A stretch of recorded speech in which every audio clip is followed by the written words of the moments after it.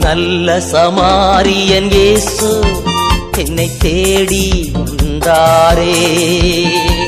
நல்ல சமாரியன் இயேசு என்னை தேடி வந்தாரே.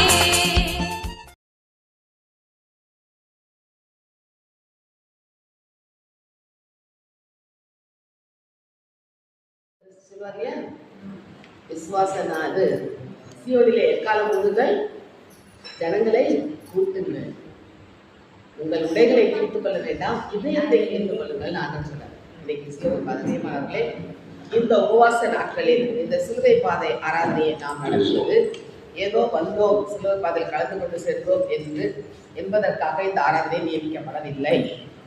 இதன் அர்த்தத்தை நாம் உணர்ந்து நம்முடைய வாழ்க்கையில் ஒரு மாற்றத்தை கொண்டு வர வேண்டும் என்பதற்காகவும், வாழ்க்கை பாதையை வெற்றி பாதையை நோக்கி அடியெடுத்து வைத்து முன்னேறி செல்ல வேண்டும் என்பதற்காகவுமே முன்னிறுத்தி வைக்கப்பட்டுள்ளது.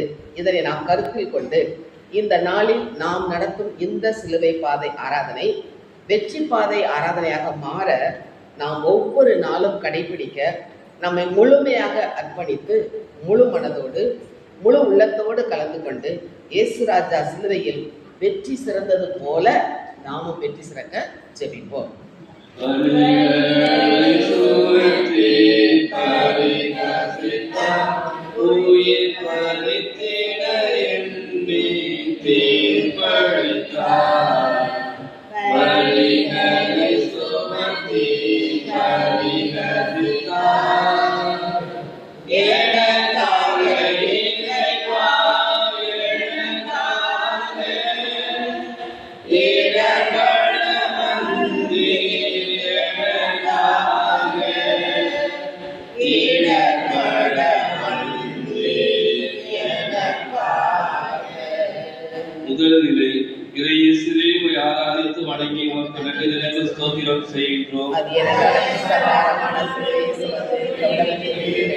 ஆண்டவர் இயேசு மரணத்தில் விடப்படுகிறார். இறை வார்த்தை மார்க் எழுதிய நற்செய்தி 15ஆம் அதிகாரம் 12 முதல் 15 வரை உள்ள இறை வசனங்கள்.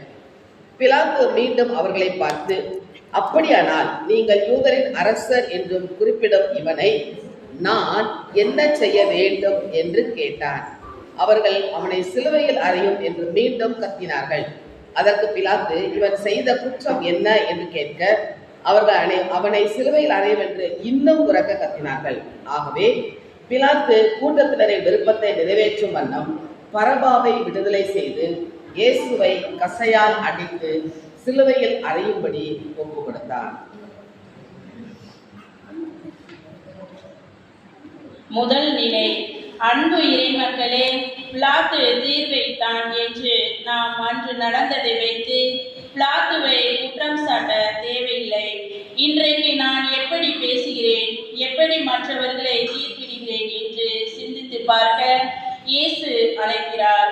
மற்றவர்களை, நம்முடைய குடும்பத்தினரை, பிள்ளைகளை நாம் எப்படி கடிந்து பேசுகிறோம் என்று என்றைக்காவது யோசிக்கிறோமா? நீ உருப்பிட மாட்ட, நீ நாசமா போவ, இது விளங்காது, ஒன்றுக்குமே லாய்க்கில்லை என்று நாம் தீர்ப்பிட்டு பேசும் வார்த்தைகளை நாம் தவறு என்று சிந்திப்பதே இல்லை. இதில் எல்லாம் நாம் பிலாத்துவை போலதானே இருக்கின்றோம். இன்னும் மனம் மாறவில்லையே. இன்றைக்காவது தீர்ப்பிடுவதை நிறுத்தி மனம் மாறுவோமா? மேலும் மக்கள் பரபாசை விடுதலை செய்ய கேட்டது நிமித்தம் பரபாசு விடுதலையாகி அவனுக்கு கிடைத்த தண்டனையை இயேசு ஏற்றுக்கொண்டார். இன்று நாமும் பரபாசுகளாக இருக்கின்றோம். உண்மைதானே? இயேசு நமக்காக சிலுவை சாவை தீர்ப்பை ஏற்றுக்கொண்டாரே. நமக்காக தண்டனையை ஏற்றுக்கொண்ட இயேசுவிடம் மன்னிப்பு கேட்போம். பாடல். மனமிரங்கும் இயேசுவே, மனமிரங்கும் இயேசுவே, என் மீது மனமிரங்கும்,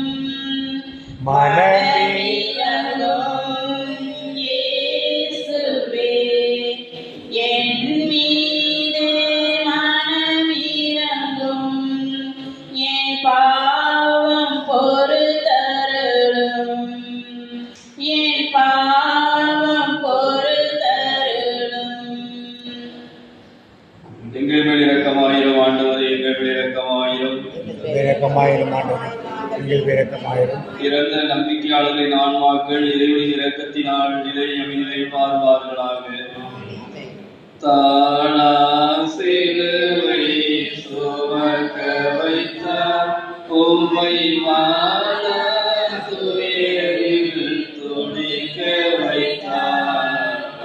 தானா சிலுவை சுமக்க வைத்தார் எனக்காக இறைவா, எனக்காக இறைவன வந்தே, எனக்காக இறைவன வந்தே, எனக்காக. இரண்டாம் நிலை இறையேசு தெய்வமை ஆராதித்து வணங்கி உமக்கு நன்றி நிறைந்த ஸ்தோத்திரம் செய்கின்றோம். ஆண்டவர் இயேசுவின் தோள் மீது சிலுவையை சுமத்துகிறார்கள். மார்க் எழுதிய நற்செய்தி இறை வசனங்கள் 16 முதல் 20 வரை. பிறகு படை வீரர் அவரை ஆளுநர் மாளிகை முற்றத்துக்கு இழுத்து கொண்டு போய் படை பிரிவினர் அனைவரையும் கூட்டினர். அவருக்கு செந்நிற ஆடையை உடுத்தினர். ஒரு முள்முடி பின்னி அவருக்கு சூட்டி, யூதரின் அரசே வாழ்க என்று அவரை வாழ்த்த தொடங்கினர். மேலும் கோலால் அவர் தலையில் அடித்து அவர் மீது துப்பி முழங்கால் படியிட்டு அவரை வணங்கினர். அவரை ஏளனம் செய்த பின் செந்நிற ஆடையை கழற்றிவிட்டு அவருடைய ஆடைகளை அணிவித்து அவரை சிலுவையில் அறைவதற்காக வெளியே கூட்டிச் சென்றனர். அன்பார்ந்தவர்களே, இயேசு கசையடிகள் 39 முறிவுள்ள 17 அடி நீளம் 8 அடி அகலமும் 80 kg எடையுள்ள சிலுவை அவர் மேல் சுமத்தப்படுகிறது. யாருக்காக? உங்கள் பாவத்துக்காக, என் பாவத்துக்காகவும் உங்கள் மீட்புக்காகவும் என் மீட்புக்காகவும் தானே. நீங்களும் நானும் பரலோகம் செல்வதற்காக நீங்களும் நானும் பாவத்தின் பிடியிலிருந்து விடுபடவும் பிசாசின் பிடியிலிருந்து விடுபடவும் என்பதை உணர்ந்திருக்கிறோமா? இப்போது அவரை உற்றுப்பார், அவர் கண்களை பார், அதில் வெளிப்படும் நேசத்தை பார், அதன் அன்னை பார், அதன் கருணையை பார். இந்த நேசரை அன்பை இறைவனுக்காவது உணர்வோமாக. முட்கள் நாம் நம் சிந்தனையால் செய்த பாவங்களுக்காக, உடல் முழுவதும் கசையடிகள் நம் உடல் உறுப்புகளால் செய்த பாவங்களுக்காக, நாம் மேலிருக்கிற சாபங்களுக்காக சிலுவை இவை எல்லாவற்றையும் சுமந்து தீர்க்க கல்வாரி நோக்கி செல்கிறார். இப்போதாவது இயேசுவின் ஆழமான அன்பு நம் சிந்தனையையும் உடல் உறுப்புகளையும் பாவமில்லா குற்றமில்லா காத்துக்கொண்ட அவரை நோக்கி மன்றாடுவாங்க. எங்கள் மேல் இரக்கமாயிரும் ஆண்டவரே, எங்கள் மேல் இரக்கமாயிரும்.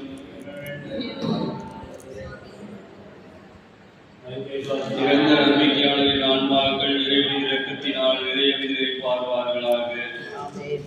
விழுந்தே சிலுவையின் படுகோடு மீண்டும் எழுந்தே துயர்களின் நிறைவோடு, விழுந்தே சிலுவையின் படுகோடு எனக்காக இறைவா, எனக்காக இடர்பட வந்தே, எனக்காக இடர்பட வந்தே, எனக்காக. மூன்றாம் நிலை இறையேசுவே, உம்மை ஆராதித்து வணங்கி உமக்கு நன்றி நிறைந்த ஸ்தோத்திரம் செய்கின்றோம். ஆண்டவர் இயேசு முதல் முறை தரையில் விடுகிறார். பேதுரு எழுதிய முதல் திருமுகத்திலிருந்து வாசகம். அதிகாரம் 2, இறை வசனங்கள் 21 முதல் 24 வரை. கிறிஸ்துவும் உங்களுக்காக துன்புற்று ஒரு முன் மாதிரியை வைத்து சென்றுள்ளார். எனவே நீங்கள் அவருடைய அடிச்சுவடுகளை பின்பற்றுங்கள். இதற்காகவே அழைக்கப்பட்டுள்ளீர்கள். வன் செயல் எதுவும் அவர் செய்ததில்லை, வஞ்சனை எதுவும் அவர் வாயில் இருந்ததில்லை. பழிக்கப்பட்ட போது பதிலுக்கு பழிக்கவில்லை, துன்புறுத்தப்பட்ட போது அச்சுறுத்தவில்லை, நியாயமாக தீர்ப்பு வழங்குவோரிடம் தம்மை ஒப்படைத்தார். சிலுவையின் மீது தம் உடலில் நம் பாவங்களை அவரே சுமந்தார். நாம் பாவங்களுக்கு இறந்து நீதிக்காக வாழ்வதற்கே இவ்வாறு செய்தார். அவர் தம் காயங்களால் நீங்கள் குணமடைந்துள்ளீர்கள். இறையேசுவில் அன்பு மக்களே, இயேசு சிலுவை சுமக்கும் போது விழுந்து விட்டார் என்றவுடன் நாம் நம்முடைய மனநிலையில் சிந்திப்பது என்ன?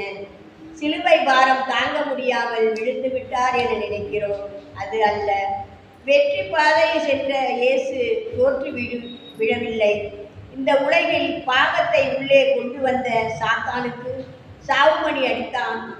இந்த பூமியை சொந்தமாக்கி கொண்டு அலையும் சாத்தானை அடிக்க தரையில் அடிக்கிறார். படத்தை உற்று பாருங்கள், தெரியும். இன்றைக்கு நான் இயேசுவை போல் சாத்தானுக்கு சாவுமணி அடிக்கிறேனா அல்லது அதனோடு கூட்டணி வைத்திருக்கிறேனா? சிந்தித்து பார்க்க இயேசு அழைக்கிறார். நான் என்னுடைய பாவத்திலும் நாச மோசத்திலும் பிறரை தீர்ப்பிடுவதிலும் குற்றப்படுத்துவதிலும் இருந்தால் நான் இயேசுவின் வெற்றி பாதையில் செல்லாமல் சாத்தானுடன் கூட்டணி வைத்திருக்கிறேன் என்றுதானே பொருள். இதற்கு பின்பாவது நாம் சாத்தானுக்கு சாவுபணி அளிக்க இயேசுவுடன் வெற்றி பாதையில் செல்ல கற்றுக்கொள்வோம். இதுவரை இயேசுவின் வெற்றி பாதையில் செல்ல தவறியதற்காக மனம் வருந்துவோம். மனமிரங்கும் இயேசுவே, என் மீது மனமிரங்கும். மனமிரங்கும் இயேசுவே, என் மீது மனமிரங்கும். என் பாவம் பொறுத்தருளும், என் பாவம் பொறுத்தருளும். எங்கள் இரக்கமாயிரம் ஆண்டவரே, எங்களுடைய இரக்கமாயிரம். இறந்த நம்பிக்கையாளரின் ஆன்மாக்கள் இறைவன் இரக்கத்தினால் நிலை அமைதியில் பார்வார்களாக. தாங்கிட ஒன்றா துயருற்றே உம்மை தாங்கிய அன்னை துயருற்றார். தாங்கிட ஒன்றா துயருற்றே எனக்காக இறைவா, எனக்காக இழப்பட வந்தீர், எனக்காக இழப்பட வந்தீர், எனக்காக. நான்காம் நிலை. இறையேசுவே, உம்மை ஆராதித்து வணங்கி உமக்கு நன்றி நிறைந்த ஸ்தோத்திரம் செய்கின்றோம். ஆண்டவர் இயேசு தன் பரிசுத்த தாயாரை சந்திக்கிறார். யோவான் அதிகாரம் 19 இறைவசனங்கள் 25-27. சிலுவை அருகில் இயேசுவின் தாயும் தாயின் சகோதரியும் குலோப்பாவின் மனைவியுமான மரியாவும் மகதல மரியாவும் நின்று கொண்டிருந்தனர். இயேசு தம் தாயையும் அருகில் நின்ற தம் அன்பு சீடரையும் கண்டு தம் தாயிடம், அம்மா, இவரே உன் மகன் என்றார். பின்னர் தம் சீடரிடம், இவரே உன் தாய் என்றார். அந்நேரம் முதல் அச்சீடர் அவரை தம் வீட்டில் ஏற்று ஆதரவு அளித்து வந்தார். கிறிஸ்துவுக்குள் பிரியமானவர்களே, ஒரு நிமிடம் சிலுவை சுமந்து செல்லும் இயேசு தன் தாயை சந்திக்கும் காட்சியை கண்முன் கொண்டு வாருங்கள். கருவில் சுமந்த நாள் முதல் கண்ணின் மணி போல் பாதுகாத்து இரவு குழந்தையை கொள்ள தேடிய போது யோசேப்பும் தாயும் சேர்ந்து எகிப்து, கலிலியா, நாசரேத்து என்று ஓடி காப்பாற்றிய குழந்தை மக்களது குறையை தீர்க்க வேண்டுமென்று கானாவூர் திருமணத்தில் முதல் அற்புதம் செய்ய தூண்டிய போது கீழ்ப்படிந்த வாலிபன் மக்களுக்கு நன்மை செய்பவராக எங்கும் சுற்றித்திருந்த தம் மகன் இப்படி கசையடிப்பட்டவராய் முள்முடி சூட்டப்பட்டவராய் சிலுவை சுமந்து ஒரு கைதியை போல் தெருவில் இருந்து வரப்படும் போது பார்த்த தாயின் மனநிலை எப்படி இருந்திருக்கும் என்று நினைத்து கூட பார்க்க முடிகிறதா? நீங்களும் நானும் அந்த இடத்தில் இருந்தால் தீர்ப்பிட்டவனை திட்டி, அடித்தவனை அவமானப்படுத்தி, சிலுவையை சுமக்க வைத்தவனை சபித்து பேசியிருப்போம் இல்லையா? ஆனால் இயேசுவின் தாய் ஒரு வார்த்தை கூட பேசவில்லையே. ஏன்? எதற்காக? கபிரியல் தூதர் வழியாக பிதா அறிவித்த மீட்பின் திட்டத்தை நிறைவேற்றுவதற்குத்தானே.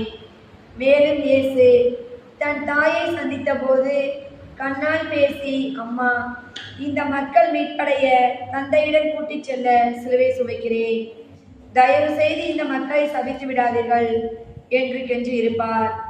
ஏனெனில் சீராக்கின் ஞானம் புத்தகம் 3ஆம் அதிகாரம் 9ஆம் இறைவசனம் சொல்கிறது, தாயின் சாபம் குடும்பத்தை வேரோடு பெயர் தந்துவிடும்.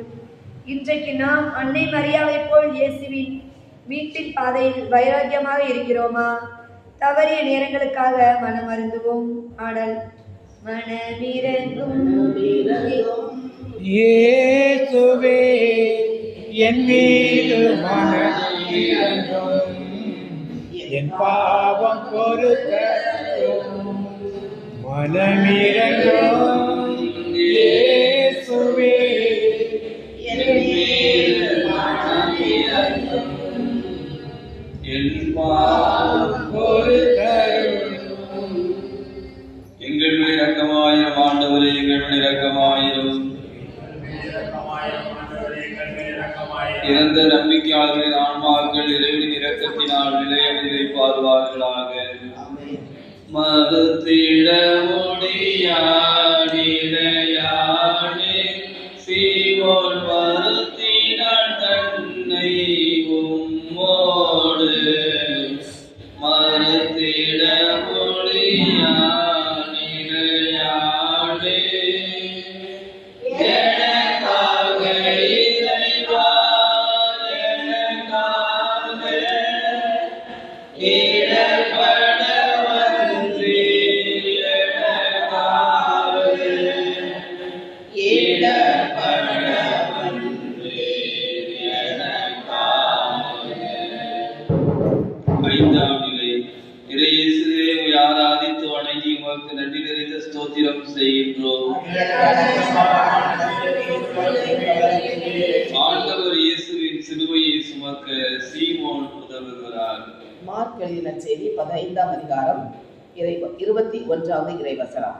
அப்பொழுது அலெக்சாந்தர், ரூபு ஆகியோரின் தந்தையான சீரேனே ஊரைச் சேர்ந்த சீமோன் என்பவர் வயல்வெளியிலிருந்து வந்து கொண்டிருந்தார். படை வீரர்கள் இயேசுவின் சிலுவையை சுமக்கும்படி அவரை கட்டாயப்படுத்தினார்கள். சீமோன் இயேசுவுக்கு உதவி செய்கிறார். கிறிஸ்துவுக்கு பிரியமானவர்களே, சீரன் ஊரை சேர்ந்த சீமோன் வயல்வெளியில் இருந்து வந்து கொண்டிருந்த போது படை வீரர்கள் இயேசுவின் சிலுவையை சுமக்கும்படி கட்டாயப்படுத்துகிறார்கள். கட்டாயப்படுத்தப்பட்டாலும் சீமோன் சிலுவையை சுமந்து செல்கிறார். அதனால் அவன் பெயர் வேதத்தில் எழுதப்பட்டுள்ளது.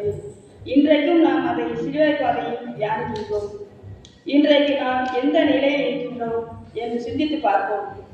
சாலையில் விபத்து நடந்தால் வேடிக்கை பார்க்கும் கூட்டம், விலகி செல்லும் கூட்டம், காயப்படுத்தும் கூட்டம், உதவி செய்யும் கூட்டம் என்று பல்வேறு மக்கள் அந்த இடத்தில் இருப்பார்கள். நாம் இருந்தால் எந்த கூட்டத்தில் இருப்போம்?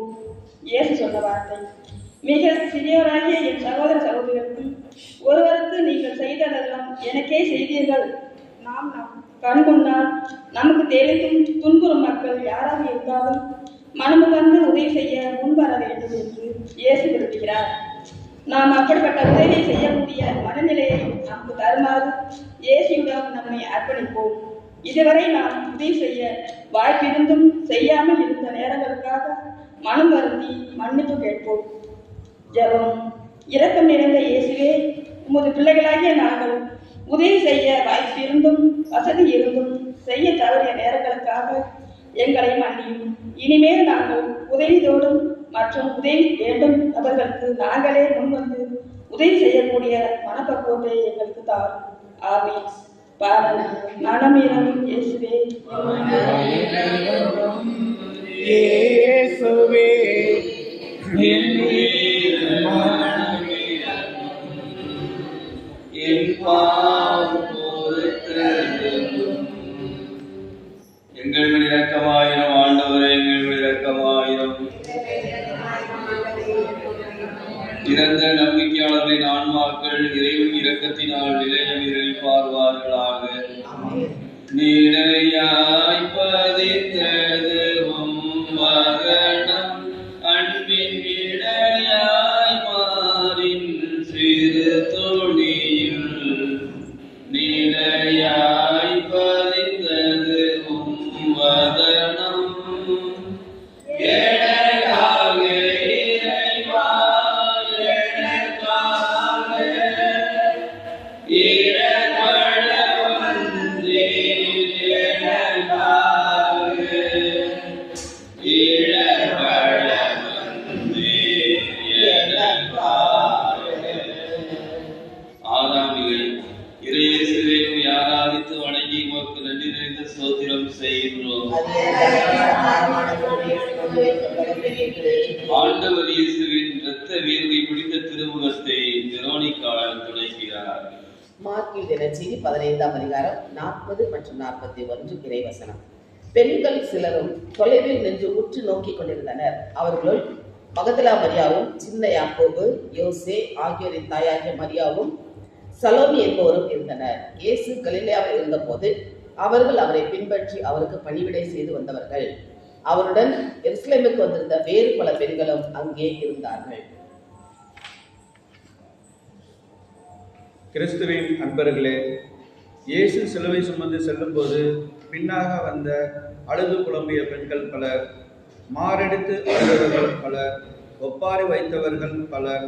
ஆனால் பிற்போக்கு சிந்தனை இருந்த யூதர்கள் மத்தியில் ஒரு பெண், அதுவும் வாலிப பெண், முற்போக்கு சிந்தனையோடு அழுது புலம்பாமல் இயேசுவின் வேதனையை பார்த்தாள். மனது உருகினாள், தடைகளை உடைத்தெறிந்தாள்.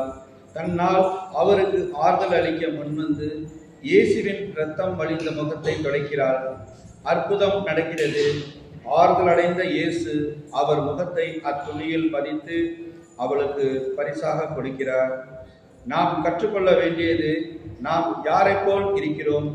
வேடிக்கை பார்த்த பெண்களா, அழுது புலம்பிய பெண்களா, அல்லது வெரோனிக்காவை போல் ஓடி சென்று உதவி செய்பவர்களா, ஆறுதல் தருபவர்களா, அரவணைப்பவர்களா?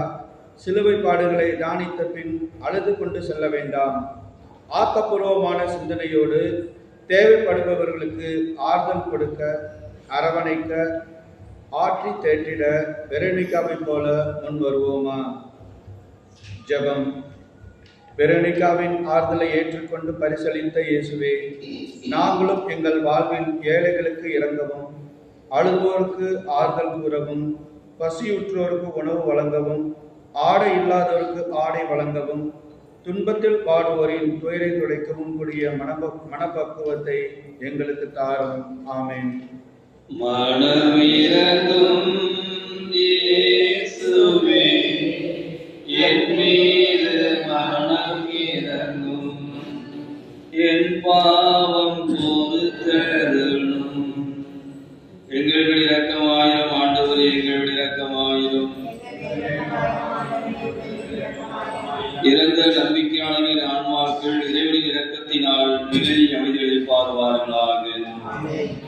ஓய்ந்தீர் வழுவினை சுமந்ததினால் அந்தோ சாய்ந்தீர் நிலத்தில் மறுமுறையும். ஓய்ந்தீர் வழுவினை சுமந்ததினால் எனக்காக இறைவா எனக்காக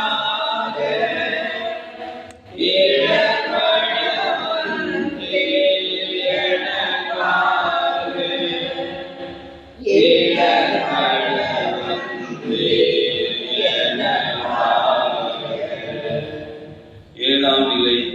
இறையேசுவே உம்மை ஆராதித்து வணங்கி உமக்கு நன்றி நிறைந்த ஸ்தோத்திரம் செய்கின்றோம். ஆண்டவர் இயேசு இரண்டாம் முறை தரையில் விழுகிறார். கொலோசியருக்கு எழுதிய திருமுகத்திலிருந்து வாசகம். அதிகாரம் 2, இறைவசனங்கள் 14 மற்றும் 15. நமக்கு எதிரான ஒப்பந்த விதிகள் பல கொண்ட கடன் பத்திரத்தை அவர் அழித்து விட்டார். அதை சிலுவையில் வைத்து ஆணி அடித்து அறவே ஒழித்து விட்டார். நம் சிலுவையினால் கிடைத்த வெற்றியால் ஆட்சியாளர், அதிகாரம் கொண்டோர் ஆகியோரின் படைக்கலன்களை கிறிஸ்து பிடுங்கிக் கொண்டு அவர்களை இகழ்ச்சிக்கு உள்ளாக்குமாறு ஊர்வலமாக இழுத்து சென்றார். அன்பு இறை மக்களே, சிலுவை பாரம் தாங்காமல் இயேசு எத்தனை முறைக்கு பக்கத்தில் அதனால்தான் சீரனும் சீமானை சிலுவை சுமக்கும்படி கட்டாயிருக்கிறார்கள். அப்படி இருந்தும் ஏன் இரண்டாம் முறை கீழே விழுகிறார்? முதல் முறை விழும்போது சாத்தான் வழியாக வந்த பாவத்தின் மேல் வெற்றி கொள்ள ஒரு கையை தலையில் அடிக்கிறார். இரண்டாம் முறை விழும்போது பாவத்தின் விளைவாக வந்த சாவை முறியடிக்க 2 கைகளின் தலையில் அடித்து விடுகிறார். இன்றைக்கு நாம் பாவத்திலிருந்து மீட்பு பெறவும் பாவத்தின் விளைவாக வந்த சாவை முறியடித்து நரக தண்டனைக்கு தப்பித்துக் கொள்ளவும் கீழே விடுகிறார். பாவம், சாவு இந்த இரண்டுக்கும் காரணமான சாத்தானை முறியடிக்க எழுந்து மீண்டும் பயணத்தை தொடர்கிறார். நாம் பாவத்திலிருந்து மீட்கப்பட்டோம், சாவை வெற்றி கொண்டோம் என்ற உணர்வோடு தொடர்ந்து முன் செல்வோம். ஜெபம். எங்களை மீட்பதற்காக ஆடுகளை ஏற்றுக்கொண்ட இயேசுவே, எங்கள் வாழ்வில் நாங்கள் எந்த நிலையிலும் பாவத்தில் விழுந்து விடாமல் பரிசுத்த வாழ்க்கை வாழவும் உன் பிள்ளைகளாக உங்களுக்கு சாட்சியாக வாழவும் உதவி செய்யும். ஆமென். மனமிரங்கும் இயேசுவே, என் மீது மனமிரங்கும், என் பாவம் பொறுத்தருளும். எங்களுடைய இரக்கமாயிரும் ஆண்டவரே, எங்களுடைய இரக்கமாயிரும். இறந்த நம்பிக்கையாளர்களின் ஆன்மாக்கள் நிலவின் இரக்கத்தினால் நிலையவர்களை பார்ப்பார்களாக.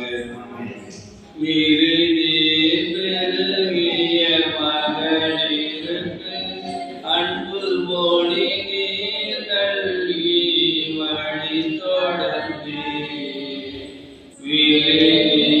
பெருகிய மகளிருக்கு எனக்காக இறைவா, எனக்காக இடர்பட வந்தீர், எனக்காக இடர்பட வந்தீர், எனக்காக. எட்டாம் நிலை. இது இயேசுவை ஆராதித்து வணங்கி உமக்கு நன்றி நிறைந்த ஸ்தோத்திரம் செய்கின்றோம். ஆண்டவர் இயேசு எருசலேம் மகளிருக்கு ஆறுதல் கூறுகிறார். லூக்கா எழுதிய நற்செய்தியிலிருந்து வாசகம். அதிகாரம் 23 இறை வசனங்கள் 27, 28. பெருந்திரளான மக்களும் அவருக்காக மாரடித்து புலம்பி ஒப்பாரி வைத்த பெண்களும் அவர் பின்னே சென்றார்கள். இயேசு அப்பெண்கள் பக்கம் திரும்பி, எருசலேம் மகளிரே, நீங்கள் எனக்காக அழ வேண்டாம், மாறாக உங்களுக்காகவும் உங்கள் பிள்ளைகளுக்காகவும் அழுங்கள். ஏனெனில் இதோ ஒரு காலம் வரும், அப்பொழுது மலடிகள் பேறு பெற்றோர் என்றும் பிள்ளை பெறாதோரும் பால் கொடாதோரும் பேறு பெற்றோர் என்றும் சொல்வார்கள். கிறிஸ்துவுக்கு பிரியமானவர்களே, அழுது கொண்டு வந்த பெண்களுக்கு இயேசு ஆறுதல் மட்டுமல்ல ஆலோசனையும் கூறுகிறார். குருத்து நாயன் என்று தாவீதின் மகனுக்கு ஓசானா என்று புகழ்ந்து பாடிய கூட்டம் லாத்துவின் அரண்மனையில் இயேசு இருக்கும்போது அவரை சிலுவையில் அறையும் என்று கத்தினர். பிளாத்துகளை கழுவி இவன் இரத்த பலி நான் குற்றப்பட்டவன் என்று சொன்னவுடன் இவன் இரத்த பலி எங்கள் மேலும் எங்கள் பிள்ளைகள் மேலும் விலட்டும் என்று சாபத்தை வாங்கினது. அந்த கூட்டம்தான். அதனால்தான் இயேசு அந்த பெண்களிடம், எனக்காக அழாதீர்கள், உங்களுக்காகவும் உங்கள் பிள்ளைகளுக்காகவும் அழுங்கள் என்று கூறினார். பச்சை மரம் பட்டமரம் என்று வேறுபடுத்தி காட்டி அவர்களுக்கு வரப்போகும் கொடுமைகளை பற்றி எச்சரித்தார். இன்றைய நாளில் நாம் எத்தனை முறை நமக்கு நாமே சாபங்களை வரவழைத்துக் கொள்கிறோம்? பிள்ளைகள் மேல், கணவர் மேல், மனைவி மேல் சாபம் பெற்று பேசுவது அழிவுக்கு கொண்டு போய்விடும் என்பதை உணர்கிறோமா? ஜெபம். அழுது கொண்டு வந்த பெண்களுக்கு ஆறுதலும் ஆலோசனை கொடுத்த இயேசுவே, நாங்கள் எந்த சூழ்நிலையிலும் சாபமான வார்த்தைகளை பேசாதபடி எங்கள் நாவுக்கு காவலையும் உமக்கு பிரியமானதை பேசவும் அவ்வழியில் நடக்கவும் கற்றுத்தாரும். ஆமேன். மனமிரங்கும் இயேசுவே, என் மீது மனமிரங்கும், என் பாவம் பொறுத்தருளும். எங்கள் மேல் இரக்கமாயிரம் ஆண்டவரே, எங்கள் மேல் இரக்கமாயிரம். இறந்த நம்பிக்கையாளர்களின் ஆன்மாக்கள் இறைவனின் இரக்கத்தினால் நிலை அமைதலை பார்வார்களாக. மூன்றாம் முறையாய் நீர் எழுந்து ஊற்றி நடந்திடும் நீரை தளர்ந்தே. மூன்றாம் முறையாய் நீர் எழுந்து எனக்காக இறைவா, எனக்காக இடர்பட வந்தீர், எனக்காக இடர்பட வந்தீர், எனக்காக. ஒன்பதாம் நிலை. இறையேசுவே, உம்மை ஆராதித்து வணங்கி உமக்கு நன்றி தெரிந்த ஸ்தோத்திரம் செய்கின்றோம். ஆண்டவர் இயேசு மூன்றாம் முறை கரையில் விடுகிறார். 1 கொரிந்தியர் திருமணம் 1ஆம் புத்தகம் அதிகாரம் 15 இறை வசனங்கள் 53 முதல் 57 முடிய.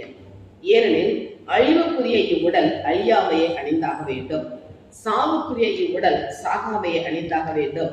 அழிவுக்குரியது அழியாமையையும் சாவுக்குரியது சாகாமையையும் அணிந்து கொள்ளும் போது மறைநூலில் எழுதியுள்ள வாக்கு நிறைவேறும்.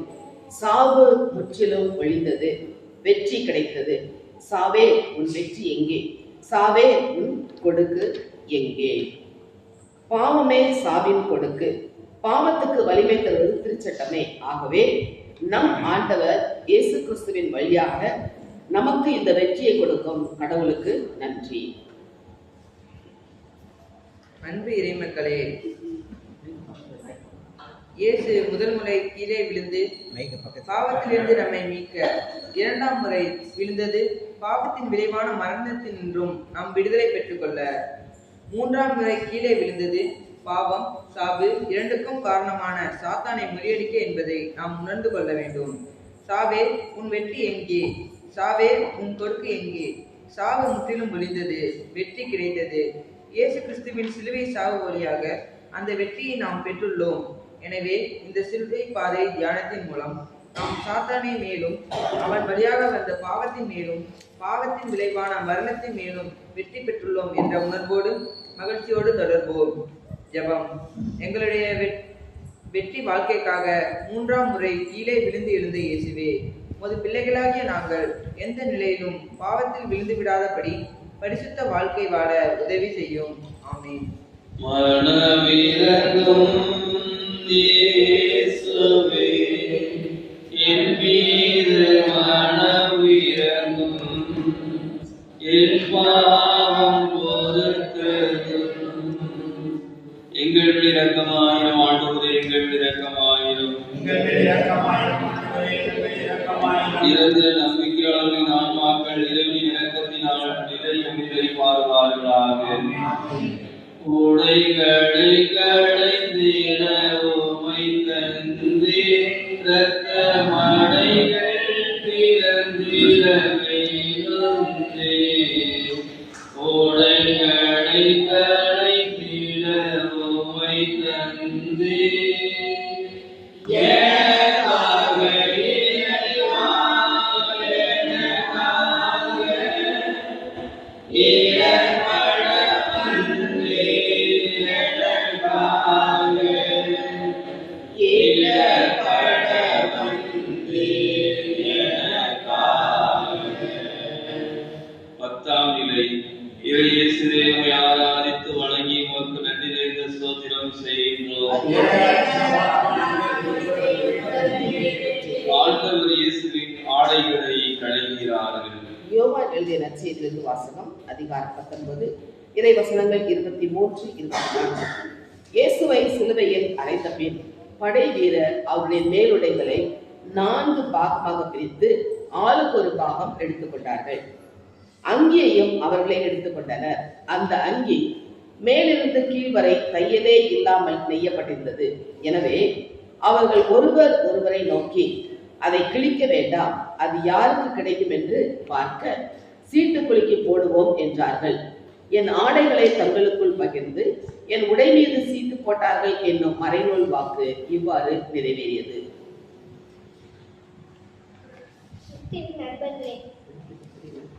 கிறிஸ்துவின் நண்பர்களே, பாவம் அறியாத இயேசு நமக்காக நம் மீட்புக்காக வாங்கிய அடி உதை உன் கன்னத்தில் காரி துப்பியது சாட்டை அடி அனைத்தையும் சகித்து பெற்று கொண்டு என்றும் தியாகரித்து கடைசியாக அவமானத்தில் உச்சகட்டமாக ஆடைகளை புரியப்பட்டு நிர்வாகிக்கப்பட்டு அந்த ஆடையை பங்குவதில் சேர்வதற்கு உற்சாகம் எவ்வளவு!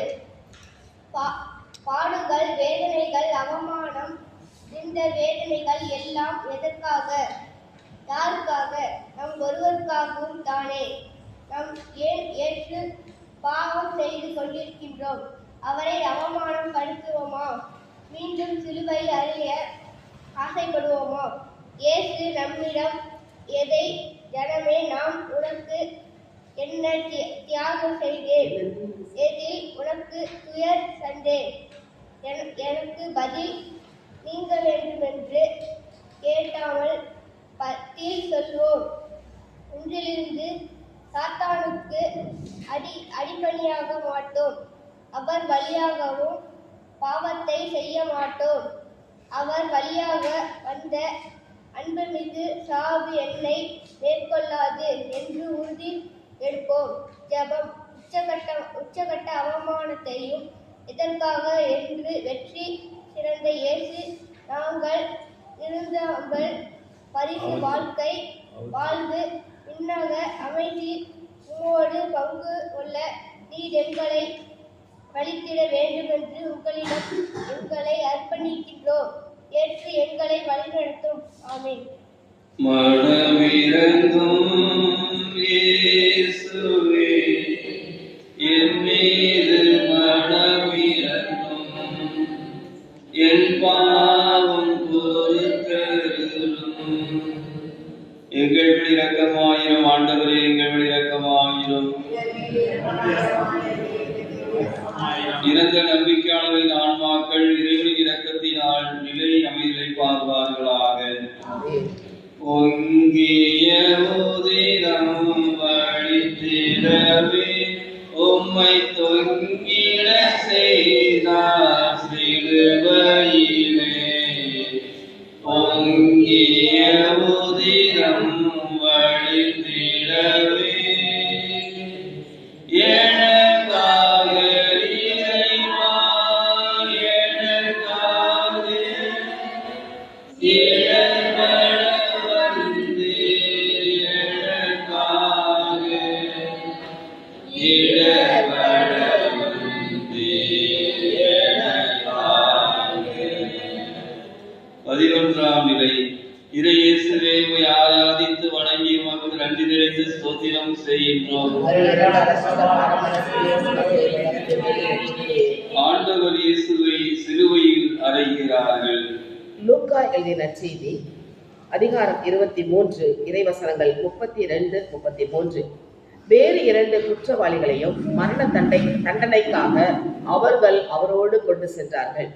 மண்டை ஓடு எனப்படும் இடத்திற்கு வந்ததும் அங்கே அவரையும் வலப்புறம் ஒருவனும் இடப்புறம் ஒருவனுமாக அக்குற்றவாளிகளையும் அவர்கள் சிலுவைகளில் அறைந்தார்கள். இறை இயேசுவில் பிரியமானவர்களே, இயேசுவை சிலுவையில் அறைகிறார்கள் என்று வார்த்தையால் சொல்லிவிடுகிறோம். அதன் செயல்பாடுகளை பாருங்கள்.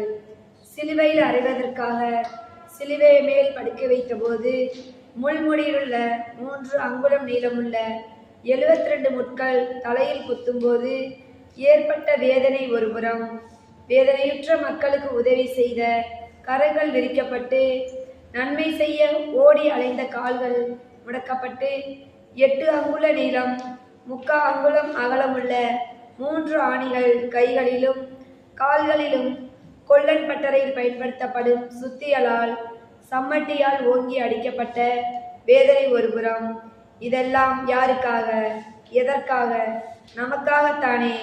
அவர் சிலுவையில் சாத்தானை வெற்றி கொண்டது போல நாமும் இந்த உலக வாழ்க்கையில் வெற்றி பெற்று பரலோக மகிமையில் பிரசன்னத்துக்குள் விண்ணக தந்தையின் மக்களாக அரியணை அமர வேண்டும் என்பதற்காகத்தானே.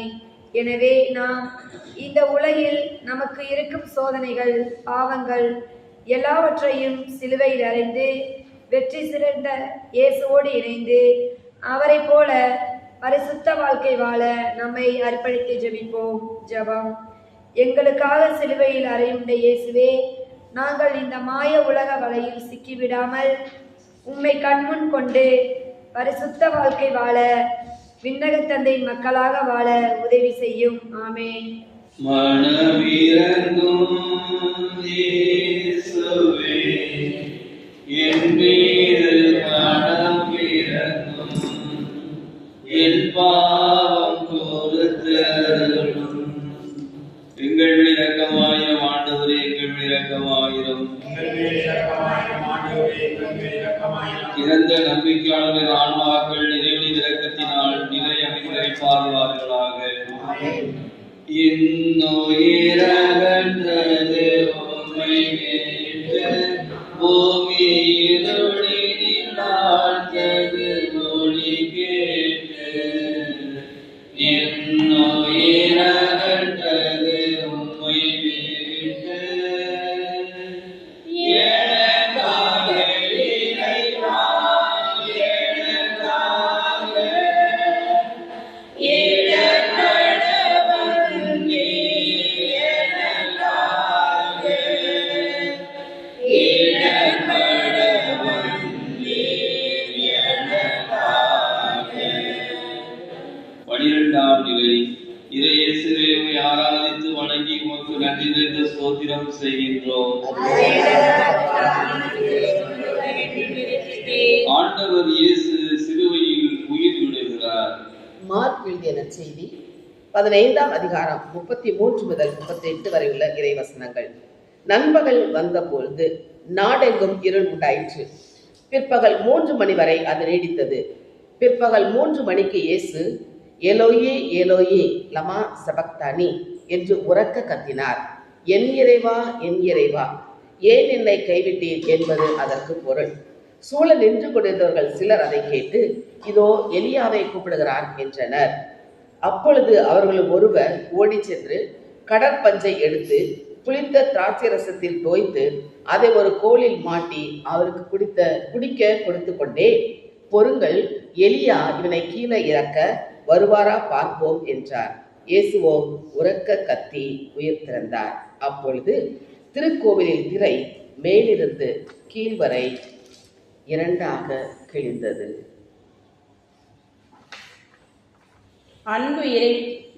அன்பு இறை மக்களே, சிலுவையில் தொங்கும் இயேசுவை பாருங்கள். அவர் மரியின் மகனாக பிறந்தார், பணியை செய்தார், சிலுவையில் அறையுண்டு மரித்தார், உயிர்த்தார், விண்ணகம் சென்றார் என்பது மட்டுமல்ல, அந்த சிலுவை மரணத்தில் அவர் எதற்காக அத்தனை பாடுகளையும் ஏற்றுக்கொண்டார் என்று தியானித்து பார்ப்போம். முள்முடி. அழகை ஆதாம் ஏவாளை பாவத்தில் விழ வைத்ததால் ஏற்பட்ட சாபத்தை நாம் சுமக்கக்கூடாது என்று நம் தலைமையில் உள்ள சாபத்தை நீக்க முள்முடி சூட்டப்பட்டாரே. சாபத்தில் இருந்து விடுதலையாகி ஆபிரகாமின் ஆசீர்வாதங்களுக்கு நாம் சொந்தக்காரர் ஆகும்படிதான் நமக்காக ஏற்றுக்கொண்டார். முகத்தில் வழியும் இரத்தம். நம் முகத்தில் உள்ள கண்கள், காதுகள், வாயினால் நாம் செய்யும் பாவங்களை கழுவி நாம் மறுரூபமாகி கிறிஸ்து இயேசுவின் சாயலாக மாறி உலகிற்கு ஒளியாகவும் இறைவார்த்தையை எடுத்துரைக்கவும் இறைவார்த்தையை கேட்கவும் நமக்காக சிந்தப்பட்ட இரத்தம் என்று அறிவோம். இதயம். நம் இதயம் கல்லான இதயமாக இருக்கக்கூடாது, கனிவுள்ள இதயமாக மாற வேண்டும். முழு இதயத்தோடு முழு உள்ளத்தோடு ஆண்டவரை ஆராதிக்க வேண்டும் என்பதற்காக இதயம் ஈட்டியால் ஊடுருவப்பட்டது என்று அறிவோம். கை கால் ஆணிகள். இருதயத்தில் வேண்டாத நினைவுகளால் பொல்லாத சிந்தனையால் நம் உடலில் 3 வாசல்களான கண்கள், காதுகள், வாய் வழியாக நாம் செய்த பாவ கிரியைகள் கைகளின் வழியாகவும் கால்களின் வழியாகவும் செயல்பாடுகளாக வெளியிட்டது. இவற்றின் பாவங்களை போக்க விண்ணுக்கும் மண்ணுக்கும் நடுவில் அந்தரத்தில் இருக்கரம் விரித்தவராய் கால்கள் முடக்கப்பட்டு ஆணி அடிக்கப்பட்டு தொங்குகிறது, நம்முடைய பாவத்தை போக்குவதற்கு என்று அறிவோம். உடலின் கசையடி காயங்கள். இயேசு பட்ட கசையடிகள் 39. அதன் ரகசியம் தெரியுமா? நம் உடம்பின் முக்கியமான உறுப்புகள் 39. உடலில் எந்த உறுப்புகளில் நோய் வந்தாலும் அவருடைய காயங்களால் நாம் சுகமடைய வேண்டும் என்பதற்காகத்தான் பாவத்தின் விளைவால் வருவது நோய். நோயினால் நாம் துன்பப்படக்கூடாது என்று நமக்காக கசையடியை ஏற்றுக்கொண்டாரே, அவருடைய தழும்புகளால் குணமடைவோம் என்பதை அறிந்து கொள்வோம். சாத்தான் கொண்டு வந்த பாவம், சாபம், நோய், மரணம் அனைத்தையும் ஜெயித்து நாம் வெற்றி வாழ்க்கை வாழ வேண்டும் என்பதனால் இயேசு சிலுவை மரணத்தை ஏற்றுக்கொண்டு வெற்றி சிறந்து 3ஆம் நாளில் உயிரோடு எழுந்தாரே. நாமும் அனைத்தையும் வென்று வெற்றி பாதையில் நடக்க, வெற்றி வாழ்க்கை வாழ, வெற்றி சிறக்க நம்மை இயேசு அழைக்கிறார். ஆயத்தமா? பாடல். சிலுவையில் தொங்கும் இயேசுவை பார், சிலுவையில் தொங்கும் இயேசுவை பார், திரு ரத்தம் சிந்தும் தேவனை பார், சிலுவையில் தொங்கும் இயேசுவை பார். முள்முடி தலையில் பாருங்களே, முகமெல்லாம் ரத்தம் அழகில்லை. முள்முடி தலையில் காயங்களே, முகமெல்லாம் ரத்தம் அழகில்லை. கல்வனை போல் கதறுகிறார், கல்வனை போல கதறுகிறார்.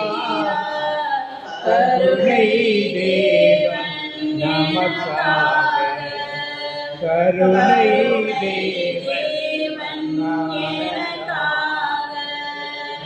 சிலுவையில் தொங்கும் இயேசுவை பார், திரு ரத்தம் சிந்தும் தேவனை பார். கை காலாணிகள் காயங்களே, கை காலாணிகள் காயங்களே. கதறுகிறார் தாங்க முடியாமல், கை காலாணிகள் காயங்களே, கதறுகிறார் தாங்க முடியாமல்.